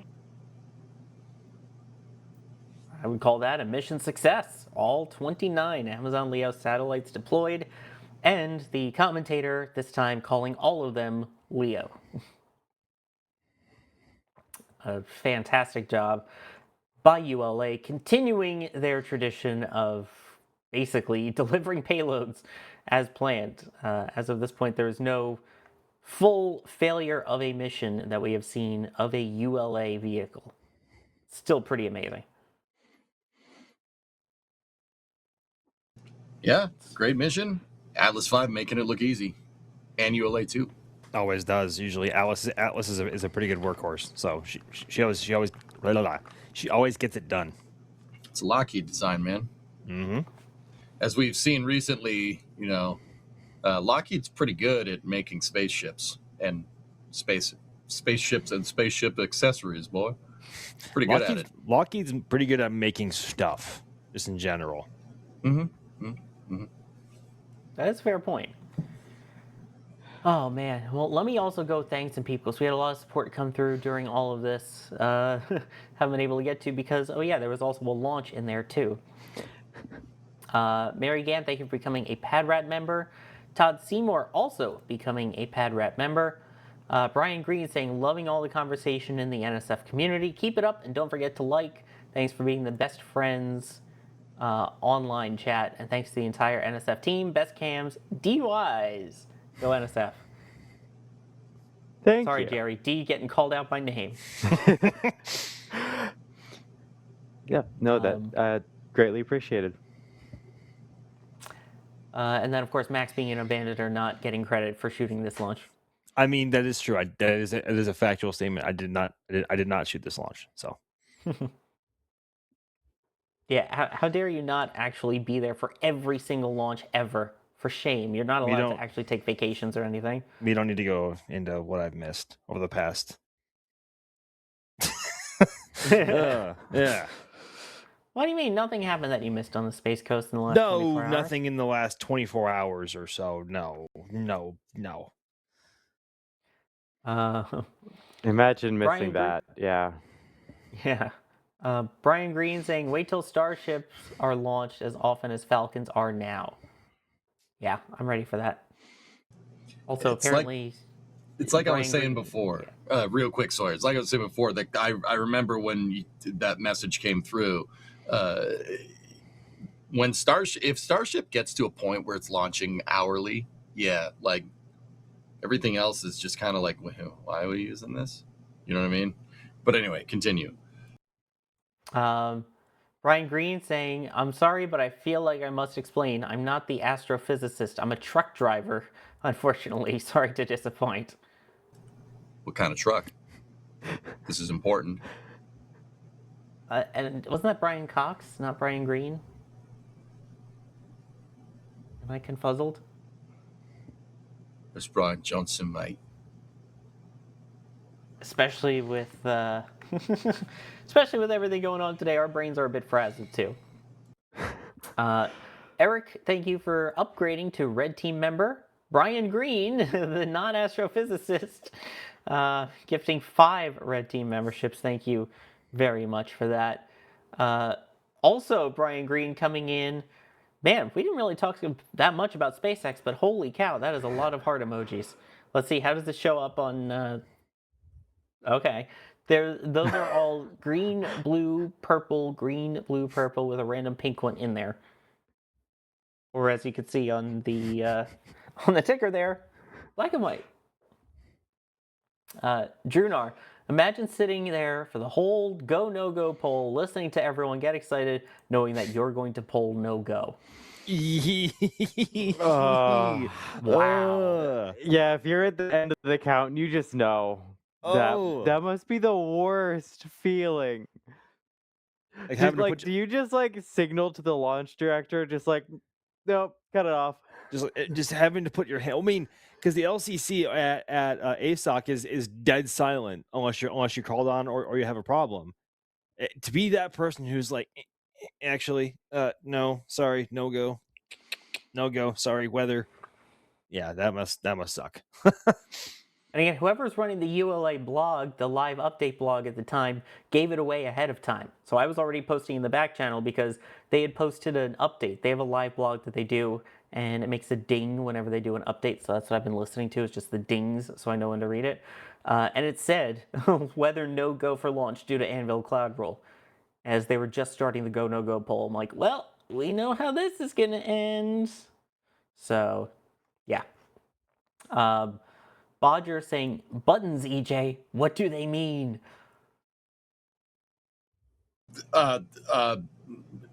Numbers. Okay.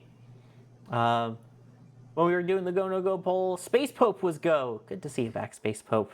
Space Pope. Football as well. Vanessa Jan saying go LA-07.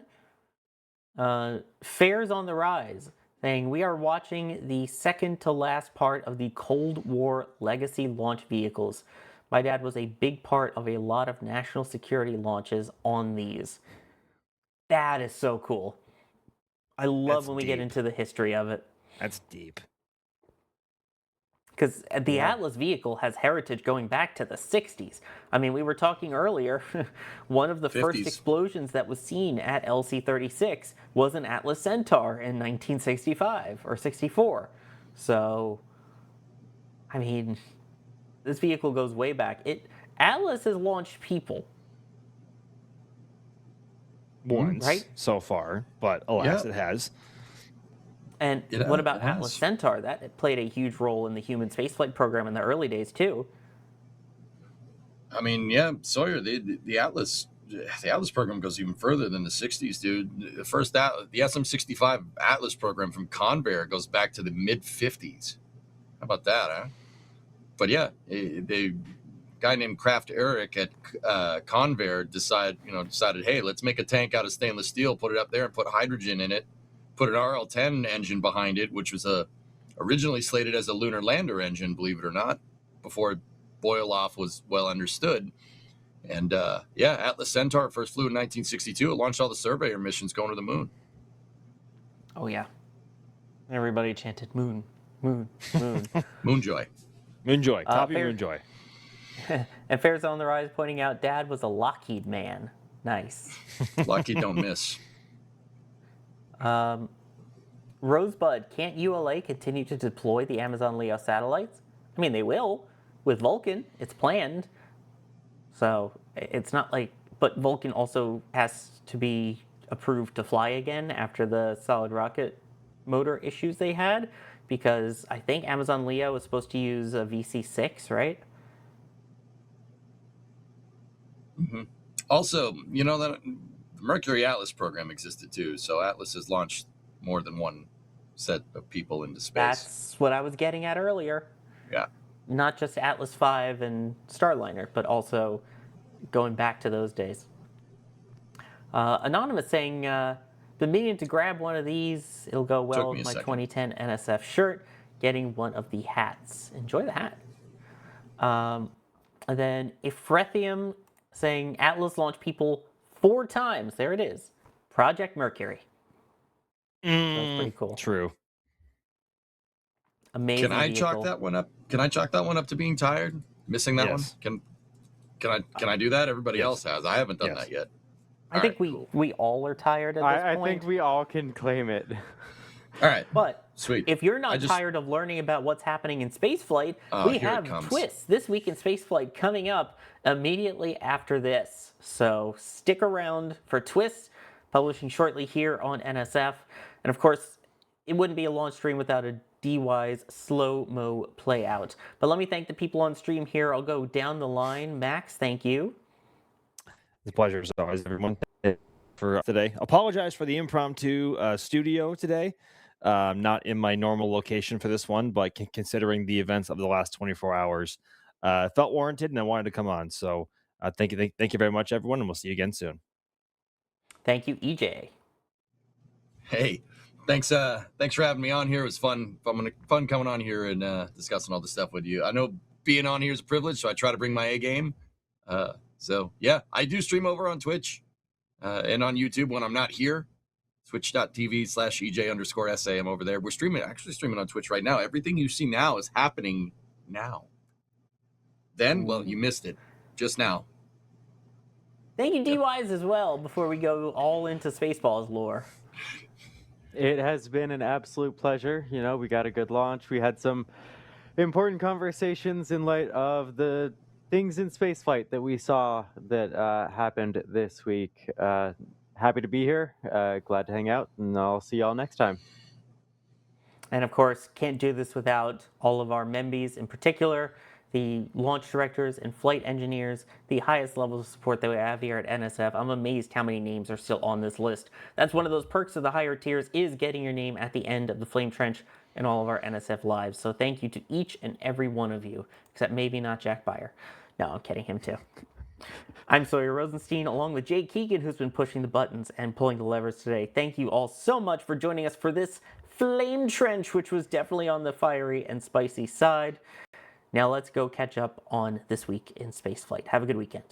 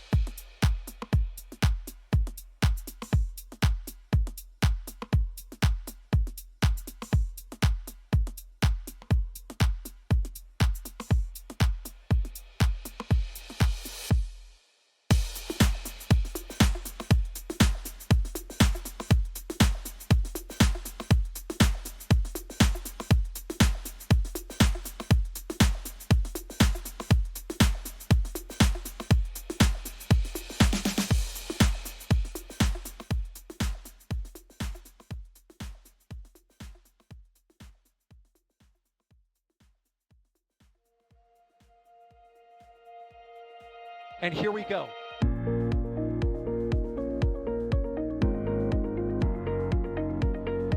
There's the W. Here's ignition. Doubling up. Did you just do a Kerbal? Back to the moon and beyond. Put that in the big bag, Jingle. Back at home, we all have a lot of work to do, but from here, it sure looks like a perfect flow. Propulsion continues to be normal. We did have an observation. 343 unfolds to go. It's orange! Water towers can fly!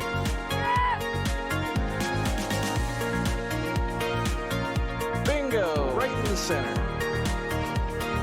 Where's Jacqueline? There it is! That was surreal. That's not what we want to see. No. Oh my God. Yikes. You bet. We don't need any more of these.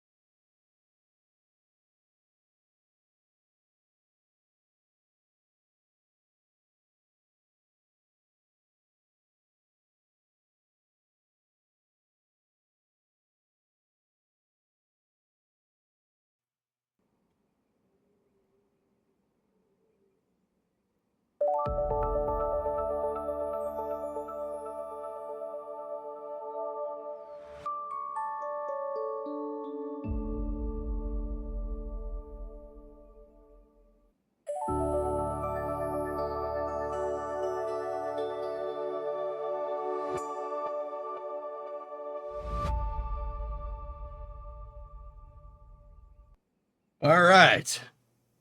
Oh, I gotta fix the camera. Sorry. Fix the dang camera. Give me a second. Boop. Boop. There we go. Oh. Hit the halftime buzzer. I'm tired. Guess what, cornrows? Technical foul. Are you BF6ing?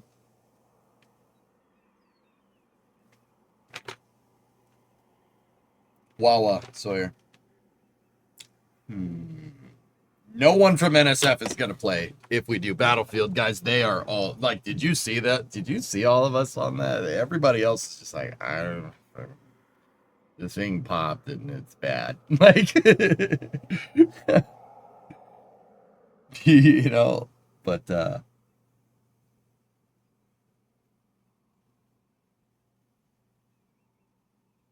funeral tired. Dude, I'm sorry. I couldn't let it go like that, man. Everyone's like, oh my God, pay respect. I'm like, bro, it's not a funeral. They'll fix it. Jeez. Ah.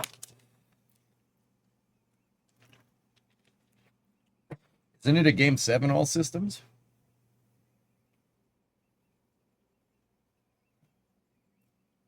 Go for beef and cheddar right now. Oh, damn, dude, now I'm hungry.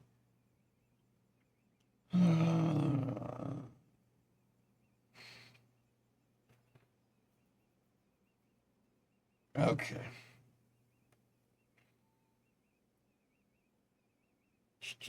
Is it Friday? What day is it? Oh yeah, we just did Flame Trench. Sorry, I swear.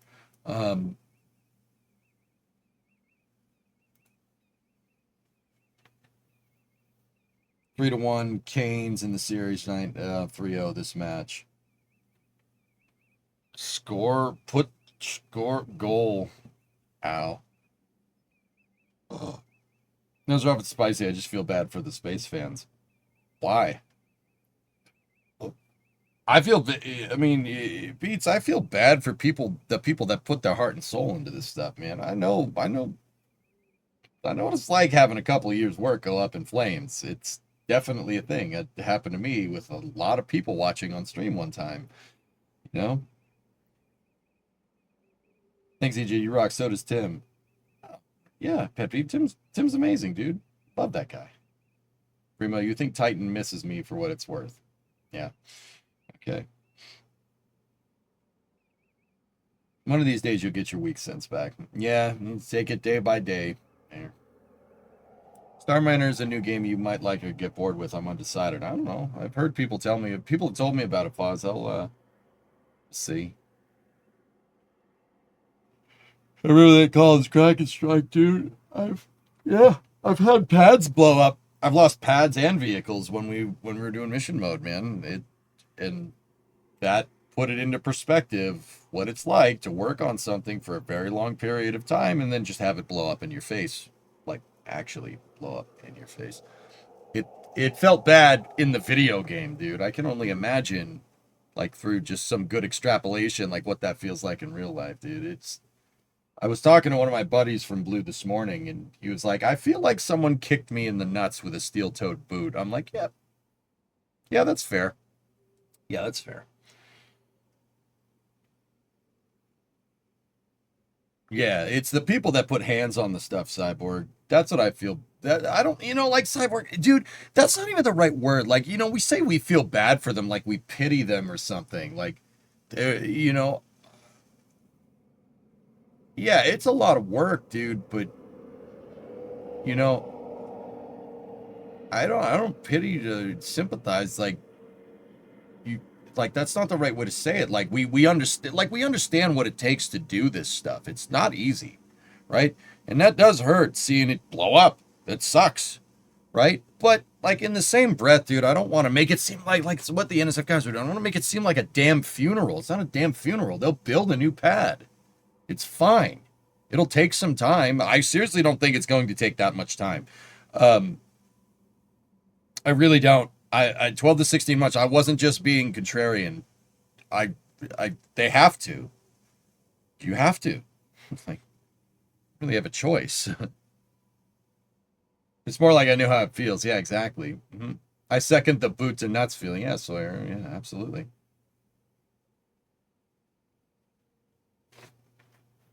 were you saying? A lot of the guys were seriously worried about layoffs. Yeah, I don't think that's happening anytime soon. How's the truck doing? You getting myself some BF Goodrich all-terrain TA tires next week myself. Planning on getting a Chupacabra cam AFM delete kit next spring. Maybe lose in Marlboro afterwards. The Coronet Wolfstride has a lose custom exhaust on it, dude. I paid for that way back in the day because I didn't know how to make exhaust at the time. The straight pipes, it's all loose. It's a good exhaust system. They did a great job. How's the truck doing? Truck's fine, dude. All my trucks run. 59 runs. I start it every weekend and I drive it around now that the weather's nice. During the winter, I was starting it every weekend. The 97 is good. It's just been kind of sitting for a little while, and yeah, it's good. The 97 might be missing. I think it's missing on one cylinder. I think the plug is just fouled, but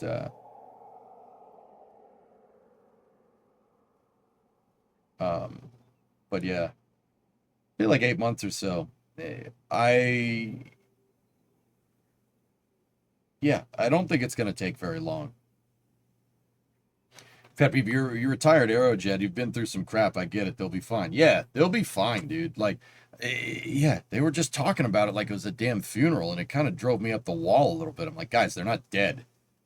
In fact, Blue is one of the only Blue and SpaceX can tank a hit like this and be okay. And maybe the legacy guys too, like L3 or Aerojet or Lockheed or Boeing or something like that. Dude, if something like this happened, like God forbid, if it happened to another space company, like one of the smaller ones, that's enough. That would be enough to go bankrupt. Like, that's, yeah. I'm not wishing this on SpaceX or Blue, right? But they're, fortunately, they're one of the companies that can tank the financial hit, and it's really not that big of a deal. Like, don't get me wrong, it's a big deal, right? And it's still a huge setback, but a huge step back. But yeah, this technically did happen to RFA. Yeah, look at them. They're down for years, and I'm amazed they survived. Like, look at what happened to Astra. They went belly. Well, they didn't go belly up, but they basically did. Like, give me the cause of the RUD. The time matters more than money, for sure, Yarg. Yeah, that's right. Lim said they intended to launch again by the end of the year. Man, I really hope so. Hey, Boo, what's going on? No love for the YouTube. Outdoors Zone, I'm gonna pack it down on a little bit, dude. I'm kind of tired. Yeah. Jared was down there with Blue. He did a hands-on meeting with Dave Limp and Jeff Bezos. So, yeah. I wasn't sure that information was public. I was told about that, Philip, before the flame change, but I didn't want to mention it. Astra went sideways. They did. Yeah, I figure lose your best bet for our decibel limit out here. Hopefully 5-inch tips, though. Apparently one of our corner coordinates wants to get rid of inspections. Really? Really?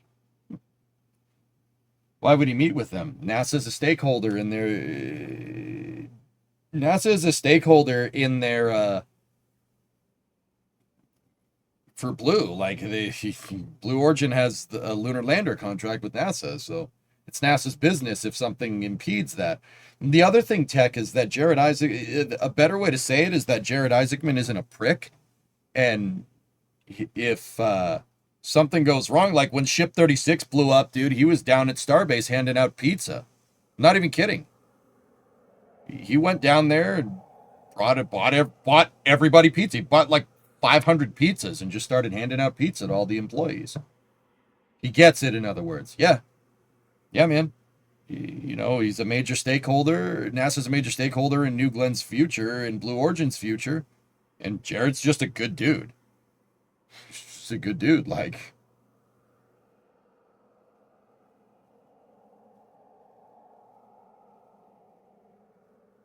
yeah, you're inconsequential. Like, Blue will be fine. I'm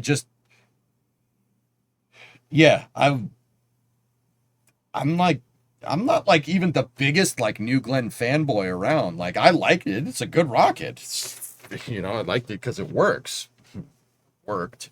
And I was like, good, launch more. But like, I tried to look at Blue in the with this whole failure the same way I looked at SpaceX from the Ship 36 failure.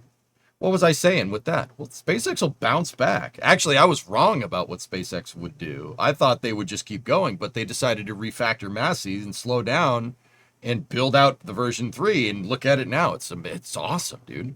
I mean, well, it's not awesome yet. It's getting there, right? If Blue does something like that, you know, man, that's yeah,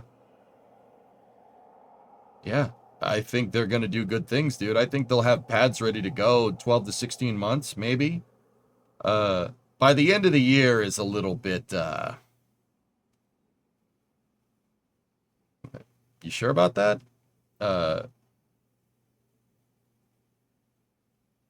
You know, like, but they'll have it ready to go. And guess what, guys? They're just going to be building new Glens. They're just going to be building GS1s and GS2s and payload fairings, and they're going to have buku freaking new Glens to launch when they're ready. And that's going to be great. Do you think they will easily find the issue? Tech, it's going to be difficult, dude. It's going to be difficult.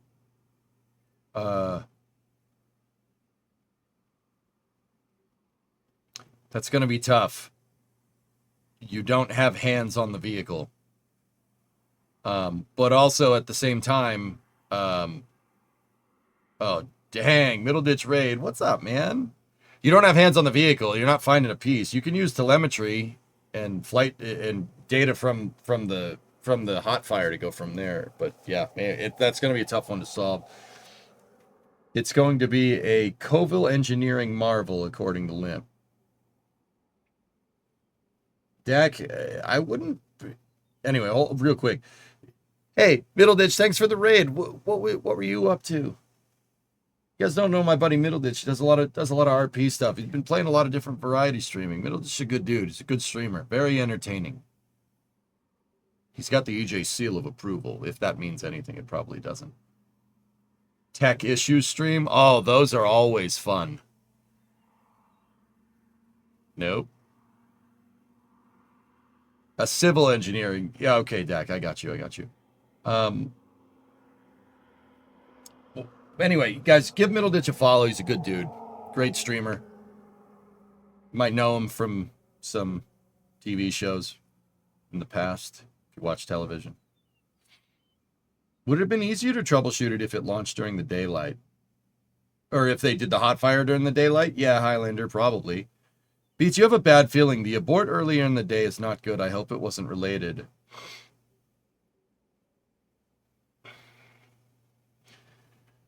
I don't know. What was I saying before? Yeah, Dak, if they... Look, Dave Limp has... I didn't get to say this on Flame Trench, dude, but, you know, Dave Limp's ex-Amazon, he brought a ton of products to market for Amazon. I do believe Alexa was one of them, and Amazon Fire Stick.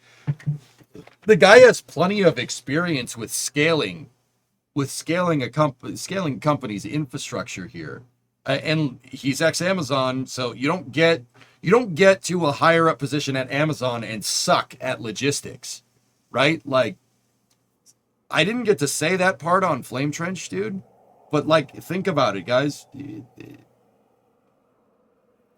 Dave Limp, the guy that runs Blue, is longtime Amazon. He brought a ton of Amazon products to market successfully and scaled it from there.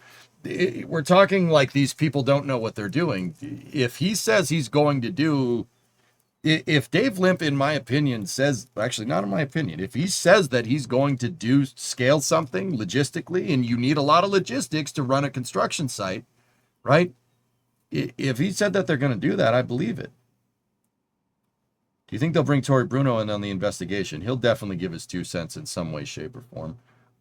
Guys, what I'm hoping is that it's not the BE-4. But here's the thing. This is the one other thing I didn't get to talk about on Flame Trench. Look, if it's the BE-4, so be it. What we are really hoping for, to kind of elaborate on, I really hope it's not the BE-4. Let me put it this way. I really hope it's not anomalous behavior from the design. Meaning that, you know, actually, I was about to say I hope it's not anomalous behavior from the design, but that's the thing. They have flight experience with those motors, with the Block 2 BE-4s, and then plenty of flight data between Vulcan and New Glenn on top of that. Now that I'm really thinking about it, I was like, I hope it's not a design flaw. It can't be. I highly doubt it is. If it was a design flaw, it would have manifested itself on some of the earlier engines. It would have manifested itself on the engines from New Glenn Flight 3. As far as I could tell, these were the same motors. So that really only leaves one thing. QC. Quality control. QC or manufacturing processes for that new booster. That's the only thing I can think of. That's the only other thing it would be. So I'll be honest with you guys. If it's something like that, that's pretty easy to fix. And you will be able to trace the fault tree. Right? You can use the telemetry to figure out what went wrong. And then you can trace the fault tree through good documentation of work practices. Yeah, you should be able to figure it out. This was a new booster, Yarg. So, like, Sawyer, if someone didn't torque down a nut, they'll know. That's just, like, guys, the way that rockets work is you have a computer, like, for the people that put the damn thing together, okay? You have a computer at your workstation, and you have a bolt in front of you. You take the bolt, and if you put it on the vehicle, if you put hands on the spacecraft, you log it on the damn computer. Right? So, EJ put bolt number 572 in, torque to 30 foot-pounds. Log that in the computer. This was done at this time, at this day. Right there. Done. So if it was some kind of manufacturing defect or some kind of quality control thing, they'll be able to figure it out. They'll be able to trace the fault tree, like, instantly. It's all Bluetooth tools and signed off individually. Yeah, nowadays it's tab stack, right? Yeah. I'm thinking when I learned about this was not recent, so, you know. Yeah, DH, yeah, close out photos too. Take a picture of what you did. I think a fuel line let go. Yeah, but, you say, oh, you don't think an engine popped. What made the fuel line go? Well, okay, unless this booster had different plumbing than the other versions of New Glenn, right? Why would the fuel line pop? I'll be honest with you guys, I didn't get to talk about that part on Flame Trench, nor with my coverage this afternoon. Guys, this looks like turbine cavitation. It does. It looks like cavitation. It looks like cavitation and impeller failure. That is the only event down there that's violent enough to cause the whole aft module to structurally fail. We have a Bluetooth torque wrench in fancy 3,500 piece toolboxes. Nice. Any Tang stuff, Sawyer? So, I mean, think about it like this. If you have an impeller failure, and the way it was shooting out sparks during the explosion, like just all different kinds of flashes coming out the bottom of the booster, that tells me that you had an impeller failure. Anytime you see sparks coming from the bottom of a rocket, the impeller failed. And if the impeller failed and liberated itself out of the turbine housing, which that can happen, it's like a saw blade through anything. So the impeller, if they had an impeller cavitation in the impeller, and the impeller liberated itself and went up into the fuel line, well, guess what? Now that's just going to piss fuel all over running rocket engines. But also at the same time, whatever happened down there was violent enough to cause a structural failure in the aft module, because the whole rocket tipped before it exploded. So something gnarly happened down there. And the only thing I could, so like New Glenn has compartmentalized engine spots. Like the 7 engines are all inside of an aluminum frame, right? If one of them, it's designed to have engine out capability. If one of them blows up, it stays contained. Falcon 9 does the same thing. The Falcon 9 engine section looks like a pizza if you cut it and then had a center punch in the hole where the number 9 engine is. But yeah, so that's to protect against like if a BE4 like pops, or if a hard start happens, it just blows out the bottom of the vehicle. It doesn't blow out sideways. But clearly we had a sideways blowout. So what else is going to cause a sideways blowout like that? It's the turbine, the impeller, not the turbine, the impeller. The impeller's going to go, and when they go, they shoot sparks everywhere when they cavitate. What happens when an impeller cavitates is that air bubbles. When the thing is spinning, you get really small air bubbles that happen. It comes from improper head pressure, right? And these air bubbles aren't really air bubbles. It's vacuum, right? So if you have all these vacuum air bubbles on the impeller when it's spinning, it's going to heat up. And if it heats up, that's it. What's the fire that you could see right when the deluge starts? Yeah, the fire that came out of the bottom of the vehicle looks like an impeller failure. It looks like a motor failed catastrophically, and it was enough to, like, once again, there's nothing. If a BE4 hard starts and it detonates and it blows up, it has a blowout compartment. It's designed to blow out the bottom of New Glenn, just like Falcon 9, right? There's a blowout plate down there somewhere. Or at least a blowout plate out the sides. There is a blowout plate out the sides on New Glenn for the outer engines. But if the center engine goes, there's no blowout plate. It'll just blow down. But once again, considering the magnitude of the explosion and how it wasn't an immediate failure, right? What caused that entire detonation is loss of structural integrity of the aft module. The whole rocket tipped over. And when the whole rocket tipped over, that's what caused the detonation. Because the entire LNG tank detonated all at once.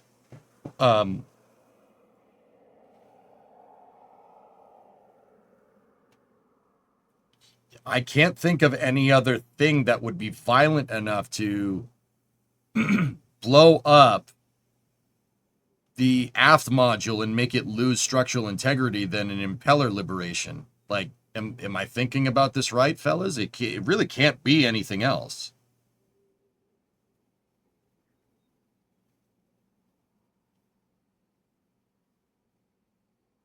Drill oil. Yeah, Wolf. Yeah, I know.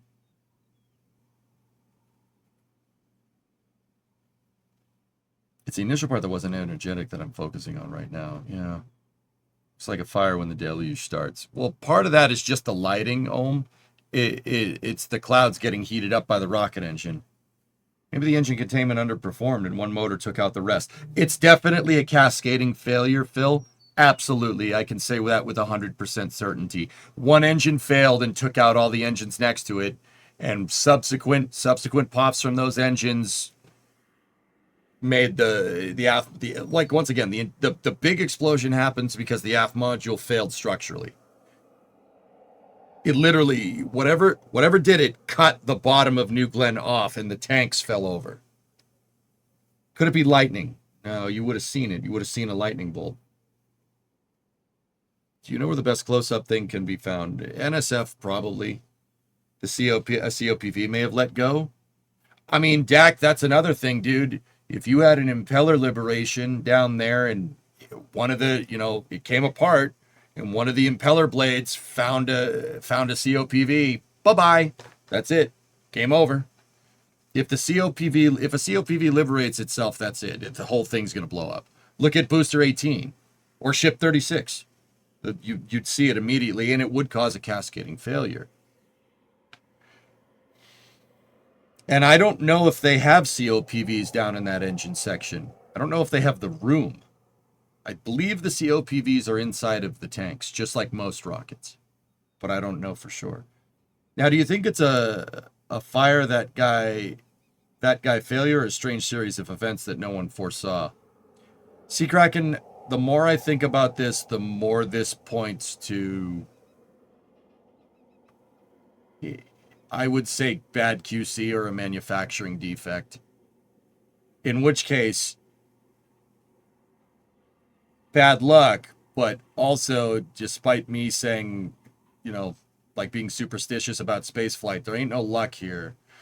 If you have a manufacturing defect in one of your engines, that means you're not and that made it to the pad and destroyed a rocket and a pad. That means your engine testing regime is not good enough. So that's called engine acceptance testing. That means it's not good enough. It's not adequate. It's hydraulic for 99% of the aft section.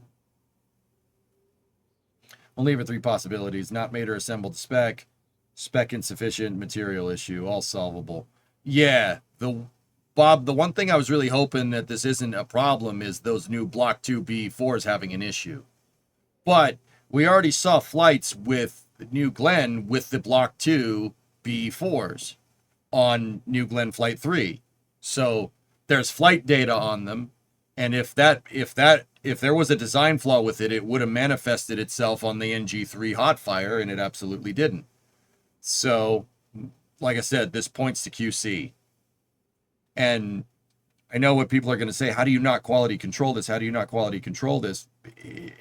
Blue Origin is scaling, guys. They're scaling. They're trying schedule pressure. It's easy to ignore the minutia when you're dealing with a big program like this, and that's a more programmatic thing on Blue Origin's part, which it's overlooking small stuff, not doing your due diligence, like not doing proper acceptance testing on components or engines or whatever, right? Yeah, that's a lesson to be learned, and they just learned it the hard way. I mean, SpaceX learned it the hard way with Amos 6 too. Do they test each one of these engines? I don't believe that they do. Oh, I know. Yes, they do. Yes, they do. Yes, they do. They do. They test them. Launch scheduling pressures could also still be a potential influence to this. I think that is the big driving thing. QC, it's easy not to think of everything. Add in these steps to mitigate. FMEA. Yep. Blue Origin's Achilles heel has always been their lack of scale. This came to bite them in the butt. I don't like how they iterate so much on stuff with low flight cadence. That's a recipe for disaster. And I'm not just saying that because of hindsight. If you're going to make a lot of changes on the rocket, you best be flying it a lot. I was about to say it's looking a lot like the N1 program. Yeah. The aft module does have a peroxide system for the hydraulics. I don't know if that uses the COPVs, though. Yeah, I can hear them testing just about every other evening out of Marshall. Good. So, see, JP, if they're firing all these B4s for acceptance testing, that tells me that it's not a flaw with the motor. That tells me something went funky after the motor passed acceptance testing. So there's clearly some process inadequacies here. So that, once again, QC, weird acceptance testing. If the acceptance testing isn't happening at an individual level, right? I mean, I'd prefer them to have a test stand for their new Glenn boosters, just like Falcon does. I think that would be a smart solution. And who knows, maybe they'll build one now. Damage from a previous test that wasn't caught. This was the first test for this booster yard. Did someone drop one? Maybe, guys. You don't know.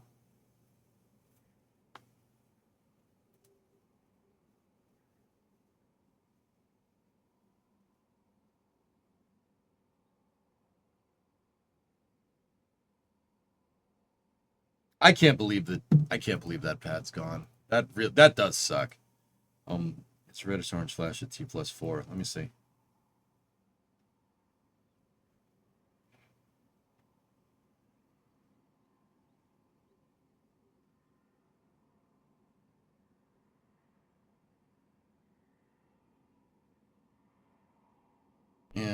I didn't see anything weird there. This was a brand new first stage. Did you already see the latest tweet from Jared? It really is, Dak. It sucks, man. Like, it sucks for them. Like I said, I have empathy for those folks, dude. It's not fun. It's not fun seeing the thing you worked on blow up in your face. But, see, me, I don't know. Call me a glutton. I see something like this and I see opportunity. Like, that's my way of dealing with it, all right? It's not even like looking at the positives. Okay, you blew up, you lost the pad. Don't get hung up on it. You sitting there sulking about the pad being in pieces is not going to freaking bring it back, right? So this is where I'm ever the optimist. Okay, what's the positive here? The positive here is that we have some time to build out more GS1s and GS2s, all right? So you can finally nail that higher flight cadence that you need to. It's just going to be, maybe a year later. Whatever, dude. In the meantime, build out 2 pads so you don't have to worry about this problem ever again. There you go. Don't worry about it. Yeah, it sucks seeing your stuff blow up. Guess what, dude? The next pad that they build, you can be damn sure it's not going to do this.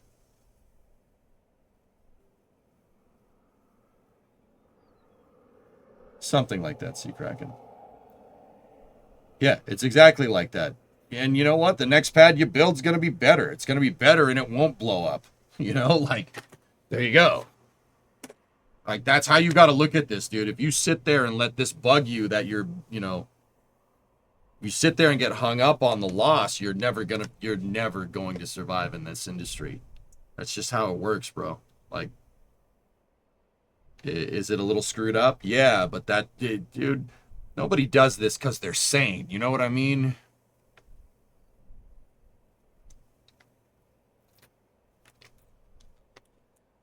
Should they call SpaceX Flame Trench Excavation Services? Maybe. I think you hire some former Army Corps of Engineers guys that are experts on quickly putting stuff back together. Well, like I said, Dave Limp is a logistics guy because he's Amazon. He's ex-Amazon. And he took some more ex-Amazon people with him. And also there's, Jeff Bezos. He knows something about logistics, I think. So meaning that, if Blue really puts their minds to it, logistically, I bet you they could build something fast. And you guys got to remember, people are like, oh, it took them so much time to scale New Glenn, though. Okay, scaling a rocket is much harder than scaling a damn construction site.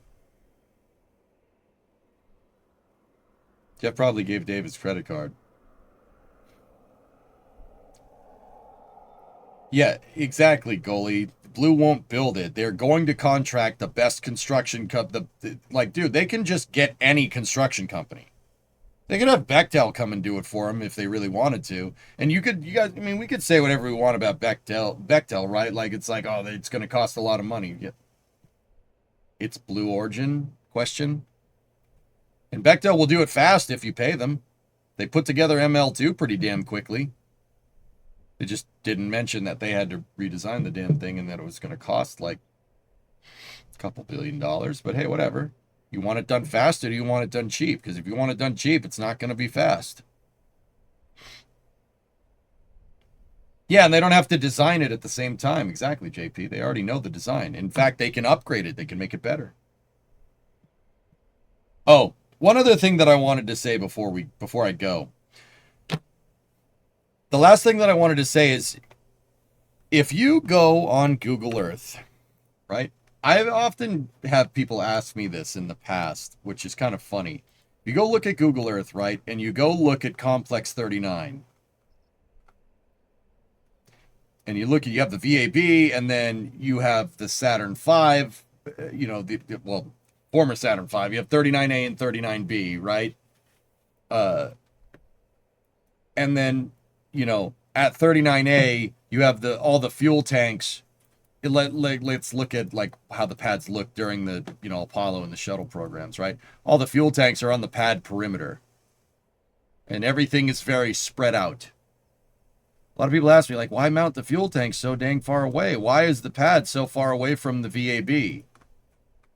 Well, now you know why. Now you know why. Because if a Saturn V ever did that on the pad, right, you wouldn't have to worry about it blowing up the fuel tanks and damaging the fuel farm too much. Yeah, there you go, Brownfield. Yep. No, we haven't, Yarg. That's the exact reason why 39A, Complex 39, 39A and B carry such a gigantic footprint. Because they were worried about this exact thing happening to a Saturn V. Yeah. That's why they spread everything out, which is smart, because it's not going to cost you that much more money in the long run to put your tank farm a couple 100 feet away and moving the dirt around. Moving the dirt around is not going to cost that much extra money comparatively to, like, if the rocket blows up, it doesn't blow up your fuel farm with it.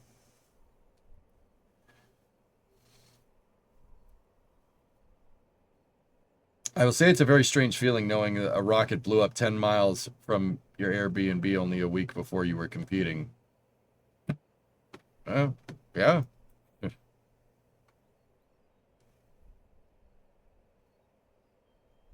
Why do you think Blue chose not to do this? Overconfidence, maybe. I don't know. SpaceX did the same thing with Starship.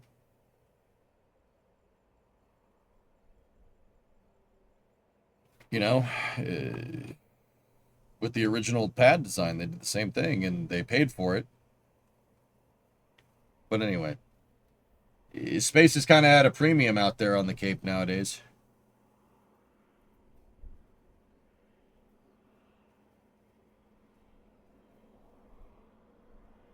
Starship wasn't in operational. Yeah, space, they just don't have enough.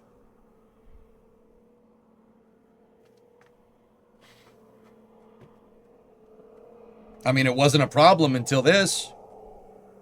Now it's a problem.